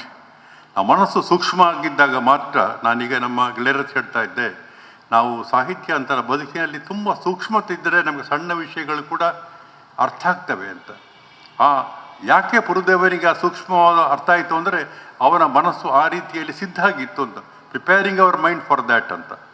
പക്ഷേ ಈ ಥರದ ಅನೇಕ ಹೊಳಹುಗಳನ್ನು ಕೊಡ್ಬೋದು. ಜೊತೆಗೆ ಕೊನೆಯ ಒಂದು ಮಾತು ಹೇಳ್ತೇನೆ ಅಂದರೆ ಭಾಷೆಯನ್ನು ಬಳಸಿದ್ದು. ನಾನು ವಿಕ್ರಮಾರ್ಜಿತದ ಬಗ್ಗೆ 3 ಉಪನ್ಯಾಸ ಕೊಟ್ಟಾಗ ಕೆಲವು ಪದ್ಯ ಉದ್ಲಾಹನೆ ಮಾಡಿದ್ದೆ. ಸಾಧ್ಯವಾದರೆ ಇಲ್ಲಿ 3 ಗಂಟೆಯಲ್ಲಿ ಅಷ್ಟು ದೀರ್ಘ ಕಾವ್ಯದ ಬಗ್ಗೆ ಅಲ್ಲ, ಆದರೆ ಕೆಲವಾದರೂ ಒಂದು ವಿರಹ ಆಗುವಾಗ, ದುಃಖ ಆಗುವಾಗ, ಯಾರೋ ಸತ್ತಾಗ ಒಂದು ಪದ್ಯ ಬರ್ತದೆ, ಕಳಿದವರಿಗೆ ಅಳುವುದು ಅಳ್ತಡವರಿಗೆ ಏಳುವಡಂ. ಯಾರೊಬ್ಬ ನಮ್ಮ ಸಂಬಂಧಿಕೆ ತೀರಿ ಹೋಗಿರ್ತಾರೆ, ನಿಜವಾಗಿ ನಮಗೆ ದುಃಖ ಆಗ್ತದೆ. ಆದರೆ ಒಂದು ಸಾಂತ್ವನ ಹೇಳುವ ಕ್ರಮ ಇದೆ ಅಲ್ಲ. ಇವತ್ತೆಲ್ಲ ನುಡಿ ನಮನ ಅನ್ನೋದು ಒಂದಿದೆ, ಆದರೆ ಅಲ್ಲಿ ನೀವು ನೋಡಬೇಕು, ನುಡಿ ನಮನ ಅದಕ್ಕಿಂತ ಹೆಚ್ಚಾಗಿ ಅವರಿಗೆ ಒಂದು ಸಮಾಧಾನ ಹೇಳುವ ಒಂದು ಶೈಲಿ ಇದೆ ಅಲ್ಲ, ಅದು ನಮಗೆ ಆದಿಪುರಾಣದಲ್ಲಿ ಸಿಗ್ತದೆ. ಇಂಥ ಅನೇಕ ಒಂದು ಸಣ್ಣ ತುಣುಕುಗಳು ಕೂಡ ನಮಗೆ ಇಡೀ ಪುರಾಣವರದ ಒಳಗಡೆ ನಾವು ಹುಡುಕಿದಾಗ ಸಿಕ್ಕುವಂಥ ಪದ್ಯಗಳ ಸೊಗಸು ಇದೆಲ್ಲ, ಇದು ಅದಕ್ಕಾಗಿ ಅದನ್ನು ಅವನೇ ಹೇಳ್ತಾನೆ. ಯಾವುದು ಇದು ಬರೀ ಧರ್ಮದಲ್ಲ, ಇಲ್ಲಿ ಧರ್ಮ ಮತ್ತು ಕಾವ್ಯಧರ್ಮ ಎರಡನ್ನೂ ಕಾಣ್ಬೋದು ಅಂತ ಪಂಪ ಅಲ್ಲಿ ಸಾರಿಕೊಡ್ತಾನೆ. ಬಹುಶಃ ನಾವು ಸ್ವಲ್ಪ ತಡವಾಗಿ ಆರಂಭ ಮಾಡಬೇಕಾಯಿತು. ನಾನು ಯಾವುದು ಸಾಮಾನ್ಯವಾಗಿ ಮುಂದೆ ಮಾತಾಡೋದನ್ನಿಗೆಲ್ಲ ಮಾತಾಡ್ಬೋದು, ಆದರೆ ಕುಲಪತಿಗಳಿರುವ ಕಾರಣ ಸ್ವಲ್ಪ ಹೇಳುವ ಅಂಥೇಳಿ ಹೇಳ್ತಾ ಹೋದೆ. ಅಂದರೆ ಇದನ್ನು ಎಷ್ಟು ಸಾಧ್ಯವೋ ಒಂದೊಂದು ಗಂಟೆಯಲ್ಲಿ 3 ದಿನ ಎಲ್ಲವನ್ನೂ ಹೇಳಲಿಕ್ಕೆ ಸಾಧ್ಯ ಇಲ್ಲ, ನಿಮಗೂ ಗೊತ್ತಿದೆ. ನಾವು ಆಯ್ಕೆ ಮಾಡಿ ಅದನ್ನು ಮಾಡೋಣ. ನೀವೆಲ್ಲ ಬಂದಿದ್ದೀರಿ ಆಸಕ್ತಿಯಿಂದ, 3 ದಿನ ಇರಿ. ನಿಮಗೆಲ್ಲರಿಗೂ ಒಂದು ರೀತಿಯಲ್ಲಿ 3ನೇ ದಿನದ ಹೊತ್ತಿಗೆ ಅದರ ಒಂದು ಸ್ವಲ್ಪ ಆ ಥರದ ಒಂದು ಚಿಂತನೆಯ ಒಂದು ಶಿಖರದ ಹತ್ತಿರಕ್ಕೆ ನಾವು ಬಂದರೆ ನಮಗೆ ಮತ್ತು ಆದಿಪುರಾಣವನ್ನು ಸರಳವಾಗಿ ಓದೋದಕ್ಕೆ ಕೆಲವು ಗ್ರಂಥಗಳು ಬಂದಿವೆ. ಡಾಕ್ಟರ್ ಎಲ್ ಬಸವರಾಜ್ ಅವರ 2 ಪುಸ್ತಕ, ನಾನು ಮುಂದೆ ಅದರ ಹೆಸರು ಹೇಳ್ತೇನೆ. ನಿಮಗೆ ಮೂಲ ಕೃತಿಯನ್ನು ಓದುವುದು ಕಷ್ಟ ಆದರೂ ಕೂಡ ಡಾಕ್ಟರ್ ಎಲ್ ಬಸವರಾಜ್ ಅವರ ಸರಳಾದಿಪುರಾಣ ಅಂತ ಒಂದು ಗ್ರಂಥ ಇದೆ, ಅದರ ಗದ್ಯವನ್ನು ಅವರು ಬಸವರಾಜ್ ಮಾಡಿದ್ದಾರೆ. ಅದನ್ನು ನಾನು ನಿಮಗೆ ಆಮೇಲೆ ಉಲ್ಲೇಖ ಮಾಡ್ತೇನೆ, ನೀವು ಸಿಗ್ತವೆ, ನೀವು ಓದ್ಕೊಳ್ಬೋದು. പക്ഷേ ಇಂಥ ಒಂದು ಉಪನ್ಯಾಸಕ್ಕೆ ಅನುವು ಮಾಡಿಕೊಟ್ಟಂಥ ಮಾನ್ಯ ಕುಲಪತಿಗಳಿಗೆ, ಕನ್ನಡ ವಿಭಾಗಕ್ಕೆ ಮತ್ತು ನನ್ನ ಈ ಹೊತ್ತಿನಲ್ಲಿ ಈ ಥರದ ಬಹಳ ಯಾವುದು 2025 ಇದೊಂದು ಪರ್ವಕಾಲ, ಇದು ಕೊನೆಯ ಕಾಲದಲ್ಲಿ ಬಂದಿರುವ ನಿಮಗೆಲ್ಲರಿಗೂ ವಂದಿಸ್ತೇನೆ. ನಮಸ್ಕಾರ.